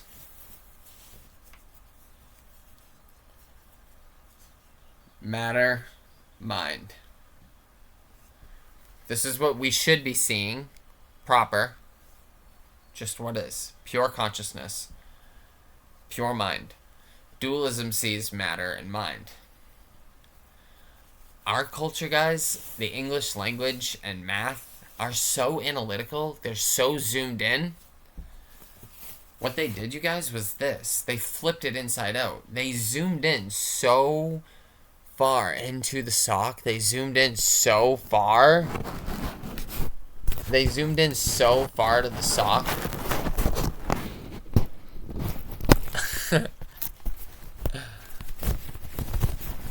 That when they were done zooming out. When they zoomed in, when they realized what they had done, they zoomed in all the way, and it was completely flipped inside out. And they were like, oh my god, there isn't a god. There isn't anything greater. There's just energy and flux in a vacuum. Look at you guys. We're actually free. We don't have to be slaves to a god. All a big misunderstanding, in my opinion. All a big sham. Goodell talks about it. Bernardo Kastrup even talks about something with the fathers of physicalism, knowing that what they were creating was false, but they needed it to get around the church. If you ask someone like me, that's dirty hands on both sides, okay? Because you have people like the priests finding out the Big Bang, the Jesuit priest guy.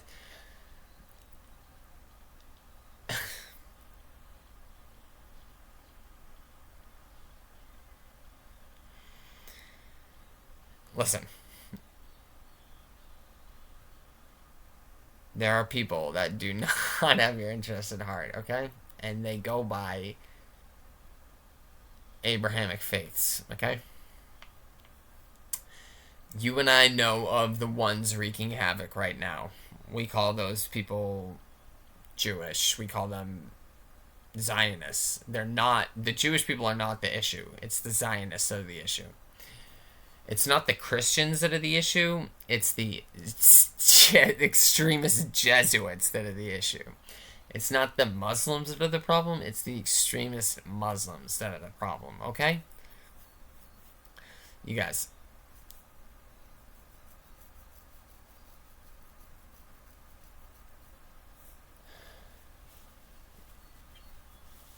There are people that know this is reality. And they've zoomed in enough. They've zoomed in enough to make this reality. To make it appear as this. And you and I fell for it. Hard. Hook, line, and sinker. It's not truth. Reality is not external only. There is a complete interior. And it's not an interior and an exterior. It's just an appearance of two. It's one. Everything you know and see is a projection of you. It is you. No matter what. Because you are not the ego caught in a good situation or a bad situation. You are the ground of being. So, yeah, that last thing's hard to swallow. For sure. But it's the truth. But it's because you're not a thing. You are that which is. Now, you can recognize the appearance of being a thing, an apparently separate thing, the sovereign part of you. You can recognize that and change it. Change your circumstances. Change them through free and participatory will. Recognition, acceptance. It's not, you guys, coming from someone who You guys, go back and watch my videos. I'm not going to sit here and tell you how much I was suffering and how crazy my seizures were and stuff like that. Like, you guys, I essentially was stripped of my life twice, and third time I wasn't coming back, right? If I chose to continue to wallow, that'd have been my own doing.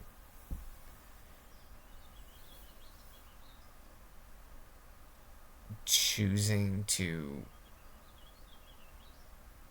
not give in and to rise above, that wasn't even Disobey's doing, the ego's doing. That was Disobey's desperation. So, what was that? That was that which is shining through me. Do you see that? Because as far as Disobey is concerned, it's just too much work. I don't want to do any of this. I'd rather not do this. Like, I'd rather just have things handed to me, come easy, right? Like, Disobey was a nihilistic, pessimistic, atheistic, narcissistic, egotistical, ignorant, arrogant person. He wasn't someone who could surrender to something that he couldn't put his finger on. And, you know, I'm trying to say, you guys, is that that which you think you are is not your true self. And in fact, it is holding you back. You need to look at yourself and realize that you are that which is. There is no thing outside of you, and you are everything ad infinitum. So, whether you're in a blissful moment now or a not blissful moment now,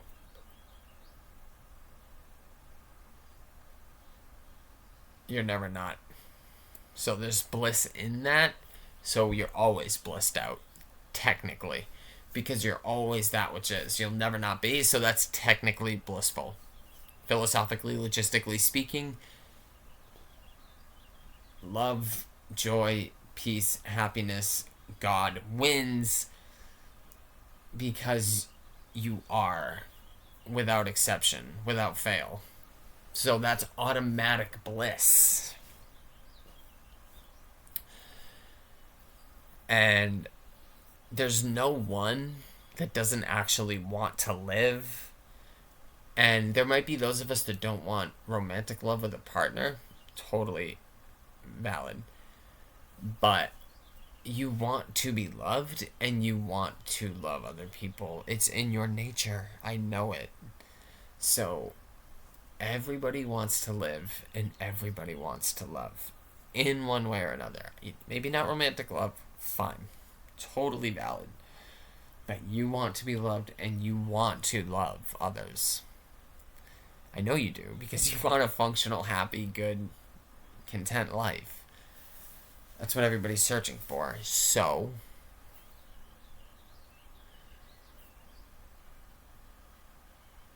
when you learn truth, you surrender. You break down barriers. You negate. You neti. You don't do anything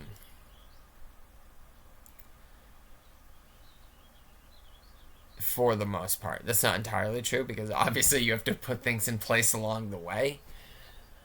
Like getting out of the car to open the door for the beautiful woman. Like, you have to do that. You have to affirm that. You can't just sit back and not open the door for her. You can't just negate that. But you, I don't know, maybe let's say you forget to do it. You don't harp on it, right? You let that go. It happened whenever, so let it go. Things like this. Negation, technically, yes, affirmation, but especially in the beginning, you are focusing on negation. Neti, not this, not this, not that, not this, not this, not that. You can start finding God, like, yes, God is in the opening of the door for the other. God is in loving the other. These are affirmations that you can find God in. That's a bit more Adi's side, right? A bit more Anandamaya Ma's side. The negation is the Buddha's side. But you guys, you and I come from the Copenhagen interpretation. So you and I have to learn the Buddhist side. We have to before we can start running on Adi and Anandamaya Ma. Do it. Do what I did if you need to. Use Anandamaya Ma, Adi Shankaracharya, these kind of people, Yogananda. Use these people to, like, think about it like this. When you study the Buddha, when you use neti philosophy, you're gonna... It's like extending yourself down into a dark cave. You don't know, because you're going to the ground of being. You're going down into the Vanta blackness. You don't know what's down there. You don't know how to get there, but you know you're going somewhere. Somewhere. You're going nowhere, but I'm trying to explain it. So while you're descending into the ground of being, you use Adi and Anandamaya Ma and Yogananda and Vivekananda and these people as like the wire that like you hold, and as you step down the cliff side down the mountain or into the cave or whatever, you use them as your line as you descend down into the Vanta blackness void of the Buddhists. And you hit your ground and you go, oh, this is what all that white light's about. Understood. And it's just fluctuation. That's all it is. So you use Adi's fullness to study the Buddha's no-thingness. Then we use Buddha's no-thingness to study Adi's fullness. But guys, check it. You and I come from a culture, well, I can't speak for everyone, but if you come from the West like I do, we come from a culture that understands the Copenhagen interpretation. And the Copenhagen interpretation is not technically wrong, but it's netting without knowing why, which ends up at nihilism. Because you're just netting everything. Not this, not that, not this, not that. Because you guys... when you talk, like, if you think that this actually is a real existing thing, you don't understand quantum field theory.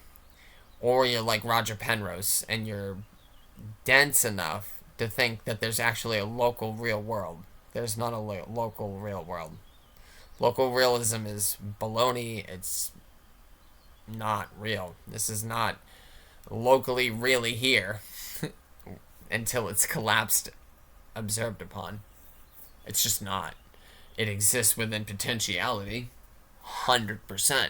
Within Schrodinger's screen of infinite superposition, 100%. But until observed, until collapsed, absolutely not, dude. So there is not a locally real world of solidity, impenetrability, and extended figure. Just not. So Penrose is trying to save that world. Einstein was trying to save that world. Schrodinger was trying to save that world. They just didn't understand it properly. Now, that's not to say that Bohr and Heisenberg understood exactly why they chose what they chose, but they did choose what they chose because they were technically right in their observation. They just didn't know why their observation was correct, because they didn't realize that all of reality is based off of observation. They were living in this locally real world, observing a non-local world. They didn't know what to make of it. They needed this man. This man was, you guys, 1927 is coming up on 100 years. It's 2026 right now. It's, what, May 25th, 2026? So, the Solvay conferences were in 1920, so it's coming up on 100 years. You guys, 100 years ago, had Bohr and Heisenberg turned to the Buddha, This could have been in a completely different world, a completely different existence. Okay? It's upon you to. I'm not saying Bohr and Heisenberg were closed minded. They weren't. They just didn't look in the right directions. But you have no excuse. We have no excuse today because we have infinite potentiality at our fingertips. Essentially, slow magic. You have slow magic right here. So use it. You guys, each study period, each shift I spent studying, each time I negated social interactions, not all the time, I definitely chose for social interactions, but I never turned down a social interaction, but there were plenty of times where I chose to study instead of reaching out. Do you see that? So,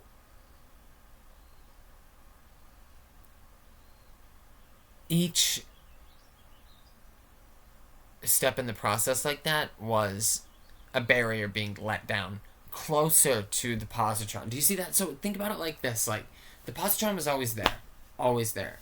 This chick, always there. Always there.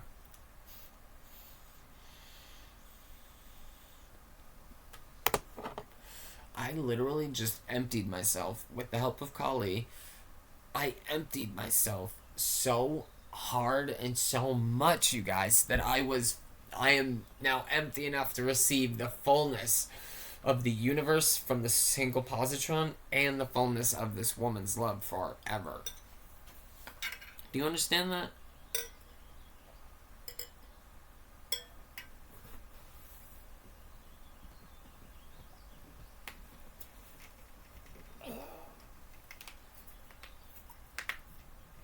Check this out too. I was thinking about it. My entire personality, like when I look back at my mannerisms and my voice and all that, a lot of it's me, sure, but it comes from what I say is J cubed M or MJ cubed, which stands for John, John, Jimmy, and Jordan, and Michael. Or Michael, John, Jimmy, and Jordan. Those were the four friends throughout my life that I was the closest to, that I latched onto the most, that I was inspired by the most. I've had many of other friends that I loved very much. Very much. And two of them right away are Ryan and Devin. Ryan's John's brother, and Devin was our friend growing up.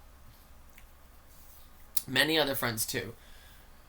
But just observing myself in my relationships, I know that. And like Kelsey and Lindsay, but they're girls. But like,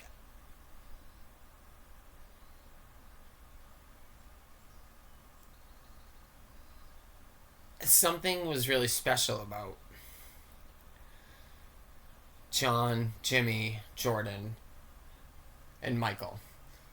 And Cliff was it? Not that Cliff's a part of this, but Cliff's another one of my friends. Yes, I'm just saying I have a lot of these friends, so I'm not trying to leave anybody out, but I'm just trying to say there was something very special about John, Jimmy, Jordan, and Michael, and a lot of my personality, a lot of my demeanor, a lot of my attitude comes from these people.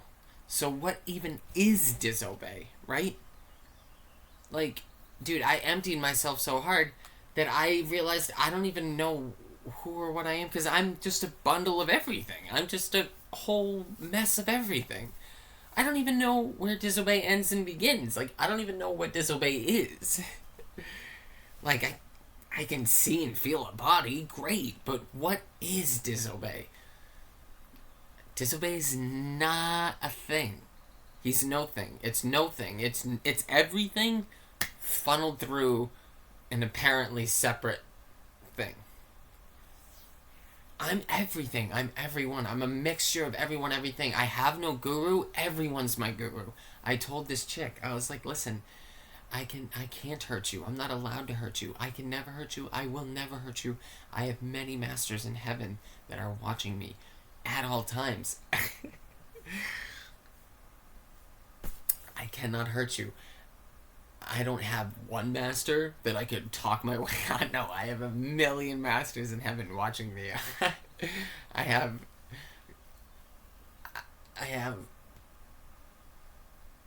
you know, so many family and friends and stuff that have made me who I am. Like, you guys, like, what even am I? I am no thing. I am no one.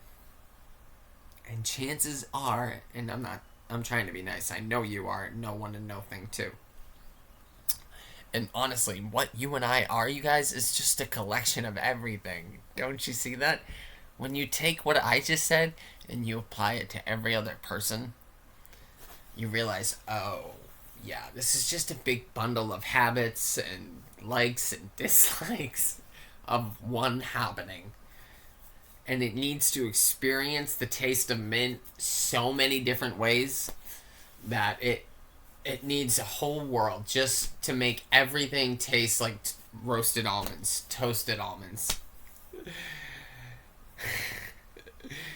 Just to make everything taste like chocolate and peanut butter, just to make everything look blue, just to make everything be the way it is, it needs to experience it in so many different ways that it requires you and I to apparently be. And the good news is that you are. But what you think you are isn't. So, you are what you think you are not, actually. Did that make sense? Because you are, but what you think you are isn't.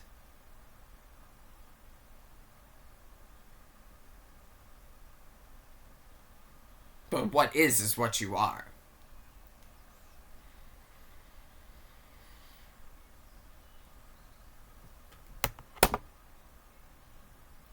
And the good news is you'll never not be that. Because it's the only thing that is.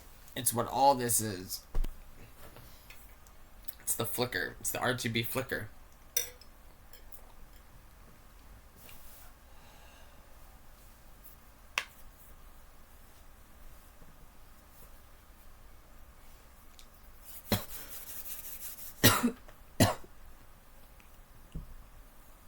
And this just came to me. I got the polar bear axiom first before the single positron and this chick. But the polar bear came to me through, again, abiding in choosing to study over being social. Negation. Negation. This chick came to me through negation. Negation. Negation and recognition. Negation, that's what it is. Okay. And of course, it's right as Celine Dion's end of her song. Negation and recognition. Recognition.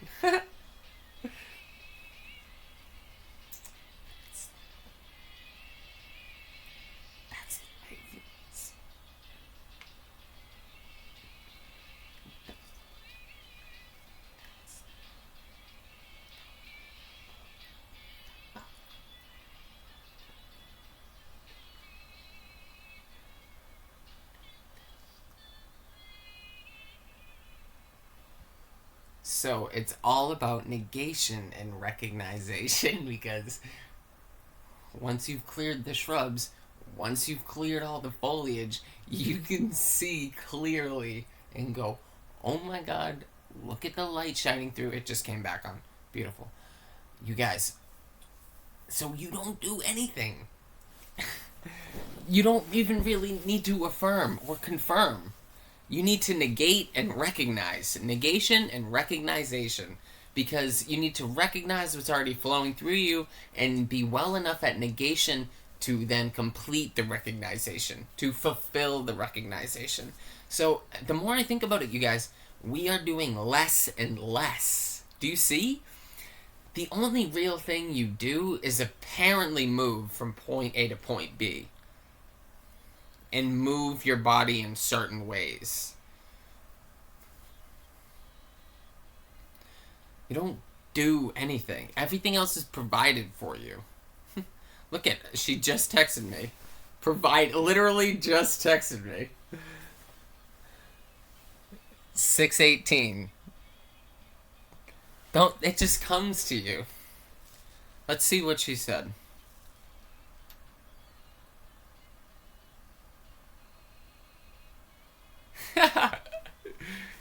Hello, my love. How did you wake up? My beautiful heart on this lovely day. I love you so much, my love.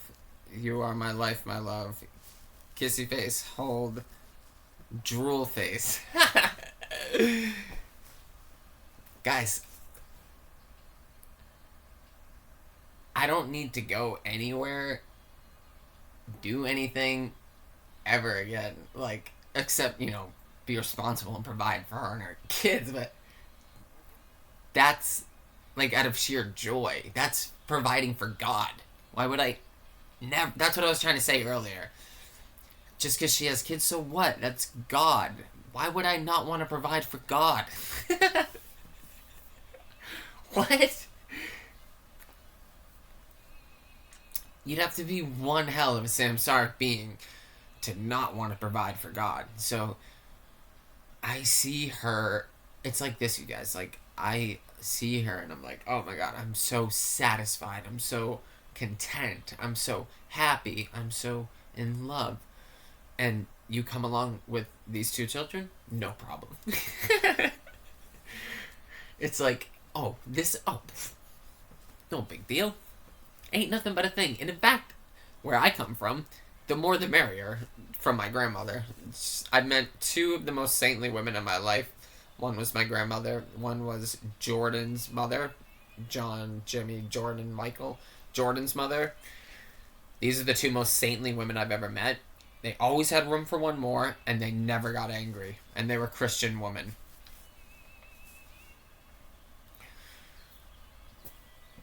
So, I mean,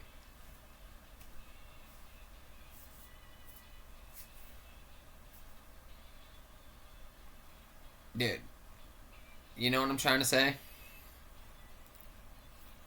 I gotta text this chick back. Hey guys, I'm back. And again, no holds barred. I'm just gonna come out the gate saying it like I wish someone said it for me when I was struggling. There's truth, you are truth, you can know truth. Suffering is true, but you can not. You can end suffering. Yep, you can. You can. Not pain, not.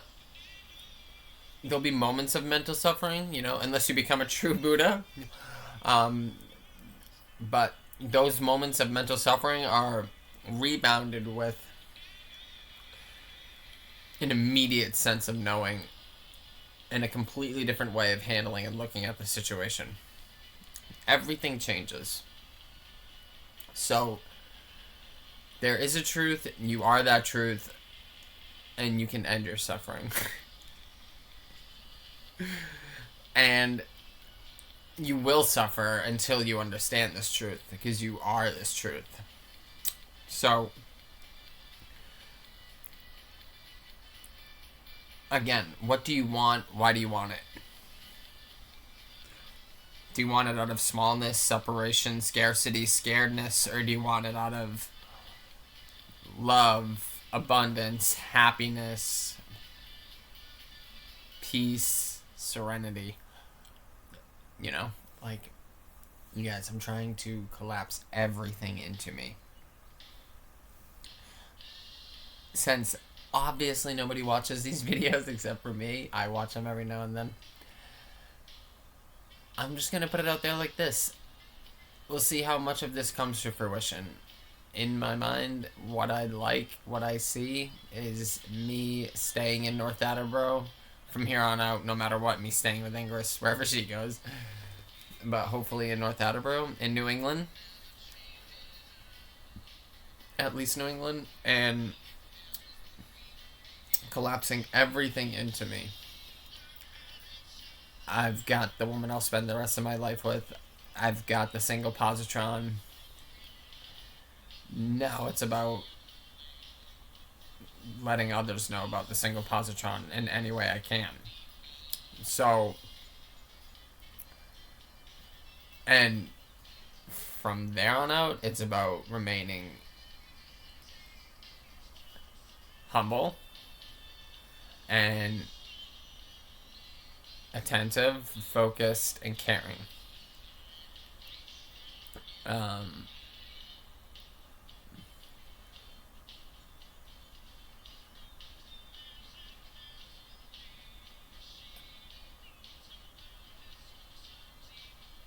I think that, like, there's no reason why we can't have everything we want and desire if they come from abundance and not the ego, but the true self. Because what I want to do is just be there for everyone. And, like, kind of like how Nisargadatta Maharaj had people come to his place. I'd love to have, like Rupert has places where people come and gather. I'd love to sit there and talk and, like, I don't know how any of it would ever work out, but, like, obviously I'd set aside time to, you know, make, I guess, what you and I would call money, but what I would say is the currency of exchange. I would obviously need time to make time for the currency of exchange, and what I plan to do with any and all of my currency of exchange after, um, you know, my house, family, transportation situation is my community, my surrounding communities, those surrounding communities, their surrounding communities, their surrounding communities, their surrounding communities, their surrounding communities, until it's essentially just a big reacher, like reaches all the way around the globe. So, because you guys, I see it like this: if I have a house that's beautiful, but you know, big enough for my family, not any bigger, like I don't need anything massive, cars for the appropriate amount of drivers, there's no reason why the house in which I live in can't be nice and have nice food, nice things, and have plenty, you know, like, have plenty of money to give away, like, to give back to. Because that's what this is about. It's about exchange. And yes, plenty of, you know, fun spending money. Because it's about enjoying things, not being wrapped up in the material things, but enjoying them. I love my collection of blue sweaters. I love them. Nothing wrong with the collection of blue sweaters. As long as the blue sweaters don't own you, right? If I ever cared about, like, my blue sweaters more than, I don't know, one of her kids' well-being, that'd be absurd. Imagine, like, if it'd be like this, and we'll see how well this goes. Imagine if one of them spilled something on one of my sweatshirts, like my Buddha sweatshirt.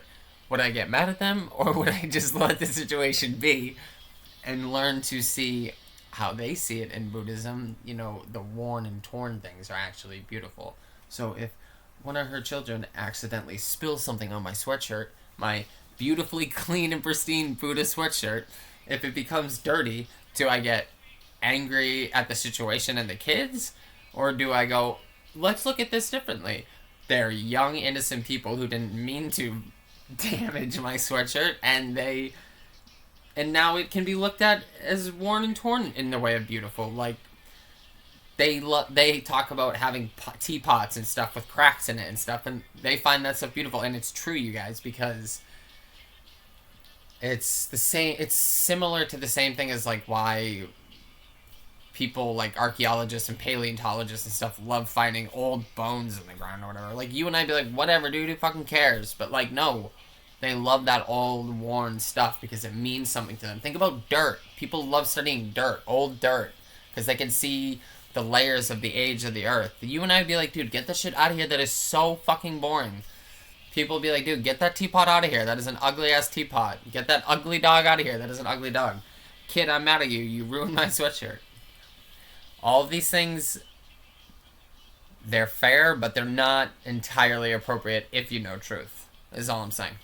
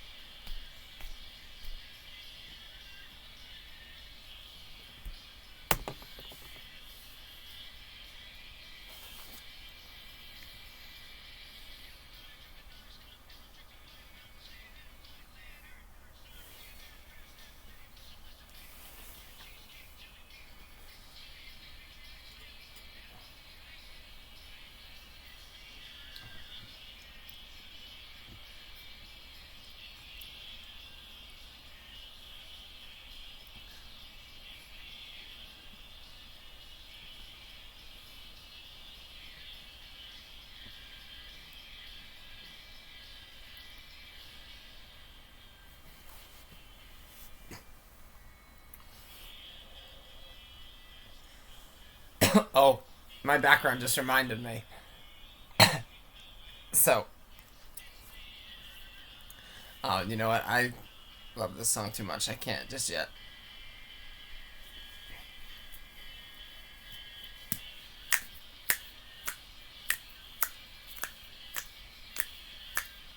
Guys, in the 90s, I was not into this music. REM. I was like, skip.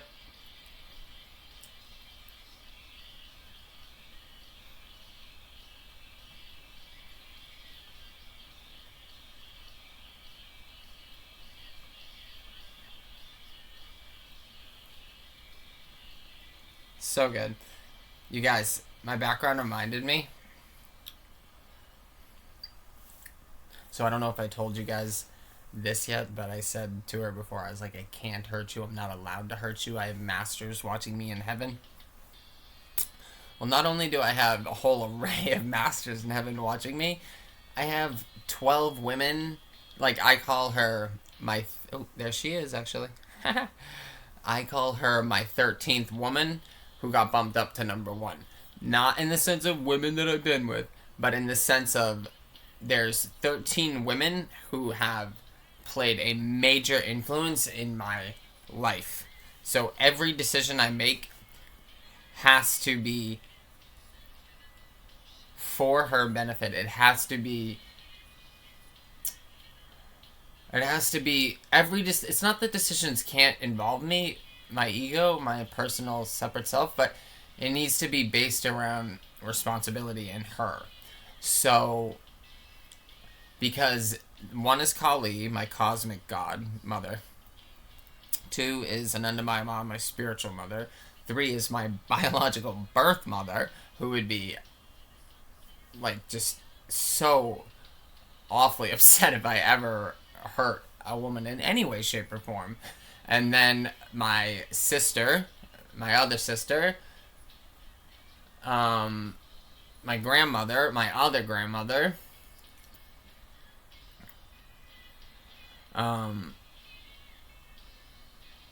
my two of my best friends who are twins who are girls.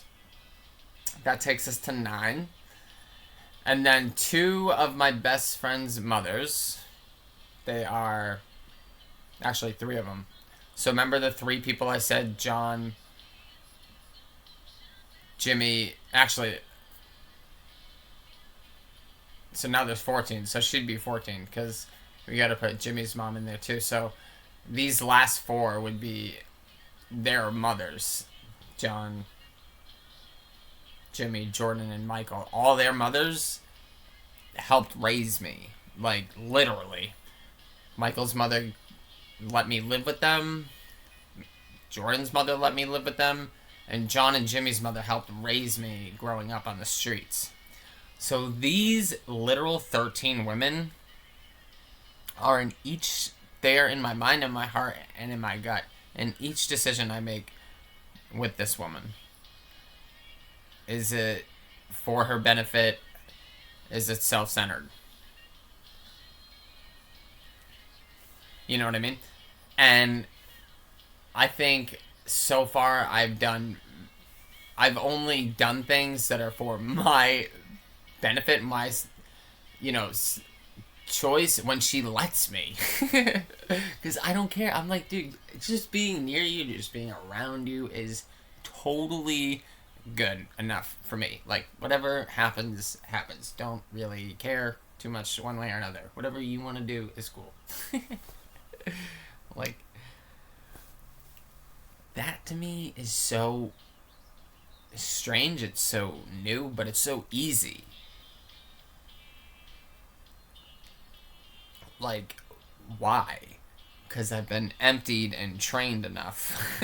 You see? I've been emptied enough, and my barriers have been let down, that this is just flowing through me naturally and easily. Not even really thinking about it. Just kind of like, oh, I like this decision. I'll go with this decision.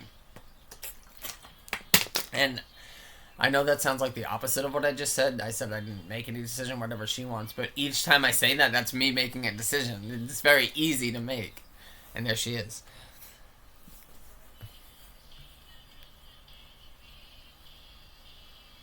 Right, so I'm going to have to pause it again to text her back. But you guys, let me just say this. It's probably easy for her to love me because I display to her how much she means to me and how much I love her. But let me tell you why it's easy for me to do that. It's because she's so warm and affectionate and loving and welcoming and non judgmental. She's just like, oh, you're super great to be around. You're super nice. And she finds me very attractive. So she gives in to me as much as I give in to her. It's just a constant giving between, and yes, it's new and stuff, but you guys, it's like this. Let's see where it goes, right? And I'd be willing to bet, dude. And I don't bet on love, and I don't bet on anything in life. But I'm saying, if I was a betting man, dude, I can. It's like this. I know I'm gonna be with her to the end of. If it's up to me, if any power of mine has any control over the situation, I will be with her until the end of time, and I will. It just like I know the single positron is the truth. It's a truth. It's just what it is. I just know it. I am it. I'm living it. I experience it.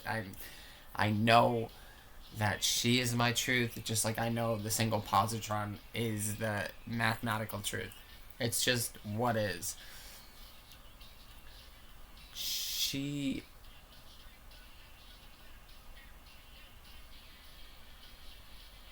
is everything and more I wanted in a woman and I didn't know.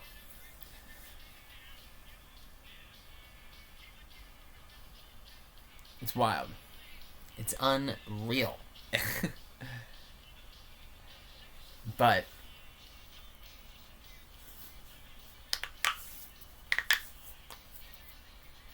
what I'm trying to say is that don't settle. Realize.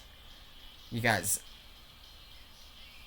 I'm going to, whether I spend it with her or not, because she may go be with her kids or whatnot, I don't know, that I will technically have a girlfriend this Christmas.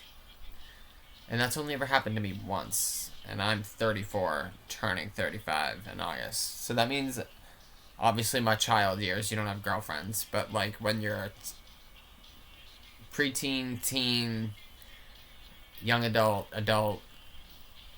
30-year-old man, and you've only ever had a girlfriend during one Christmas,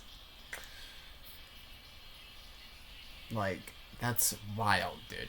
And I forget what that was about, but, like, she'll, every day's Christmas with her, and I'm going to technically, like, I don't know where that came from, actually, but,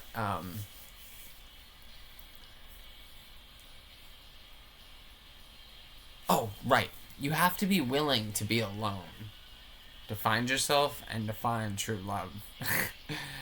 You have to be willing to be alone to find yourself and your true love, because what you are when you're alone is your true self and is the true self of your true love. That's why you need to be willing to be alone, because cosmically you are alone. But look at the multiplicity. And who are you to be alone? Well, what is an infinitely becoming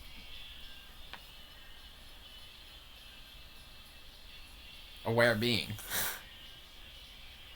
So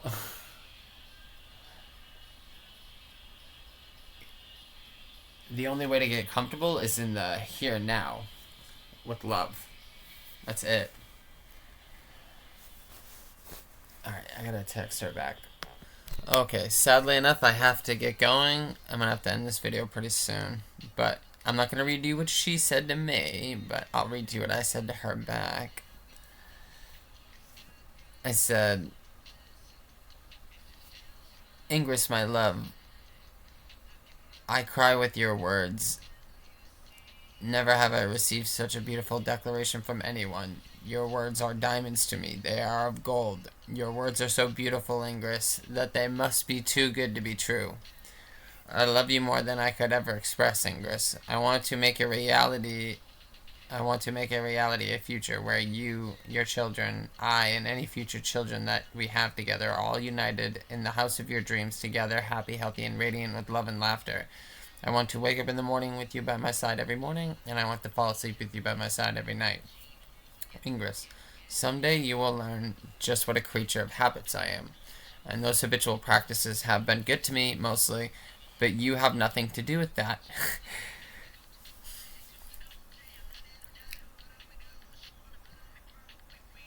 You are my new practice, you are my new school, you are my new test, my new cultivation grounds of love. You are not something for me to master and become routine with by habit. No, you are someone I need to love, pay attention to, and learn from at all times. You are a marvel of nature, Ingress, and angel of God, and you are sincerely everything and more that I could have ever asked for from God. If I am an angel that fell from heaven, it is only because they let me fall to be caught by you.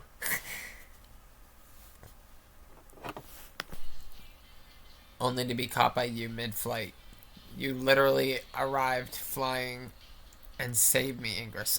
Thank you, my love. Thank you a million times over. And I love you, I love you, I love you, I love you. And you guys, I know that this, like, go back and watch all my videos. I'm not an articulate person. I'm not. I can't speak about this shit, about anything. But when it comes to expressing myself to her, it's like rushing rivers of thought and feeling. So, the grace that this relationship comes with, despite the apparent things that should throw one off, dude, not a thing, not an issue. Completely bypass it, integrate it, um, and just keep going, dude. Right? Like,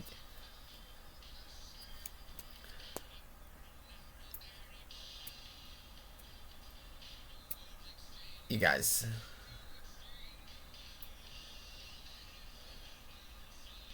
everything is one. Also described, if you need to, it is one, but it can also be described as interconnected through a certain lens. And this one, or interconnectedness, is happens through love. The ground of being to metacognitive entities uh, appears neutral, and I guess it technically is neutral, but again, what is that outside of a metacognitive mind? But it truly does love everything because it is everything in everyone. Um, and everyone is a infinitely becoming clear space as that which is expressing itself. So no one is ever truly lost. No thing is ever truly lost. And it's all about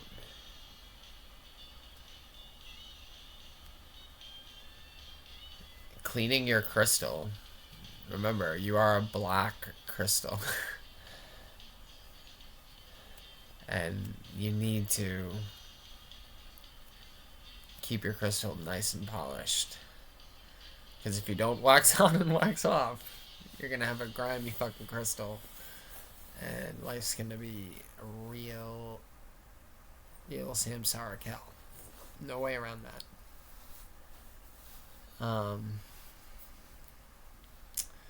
But on that note, I think I am going to end this video because I have things to do. So, I don't think there was anything else I mean, there were other things, but not that I can touch on right now. Yeah. Alright, guys. Yeah, no, that's everything I can think of for right now. Alright, follow your heart, listen to your gut, have an open mind, carry moral compass, and be loved now. Hashtag be loved now. Be here now. Hashtag be loved now. Hashtag be here now. Hashtag be loved now. Peace.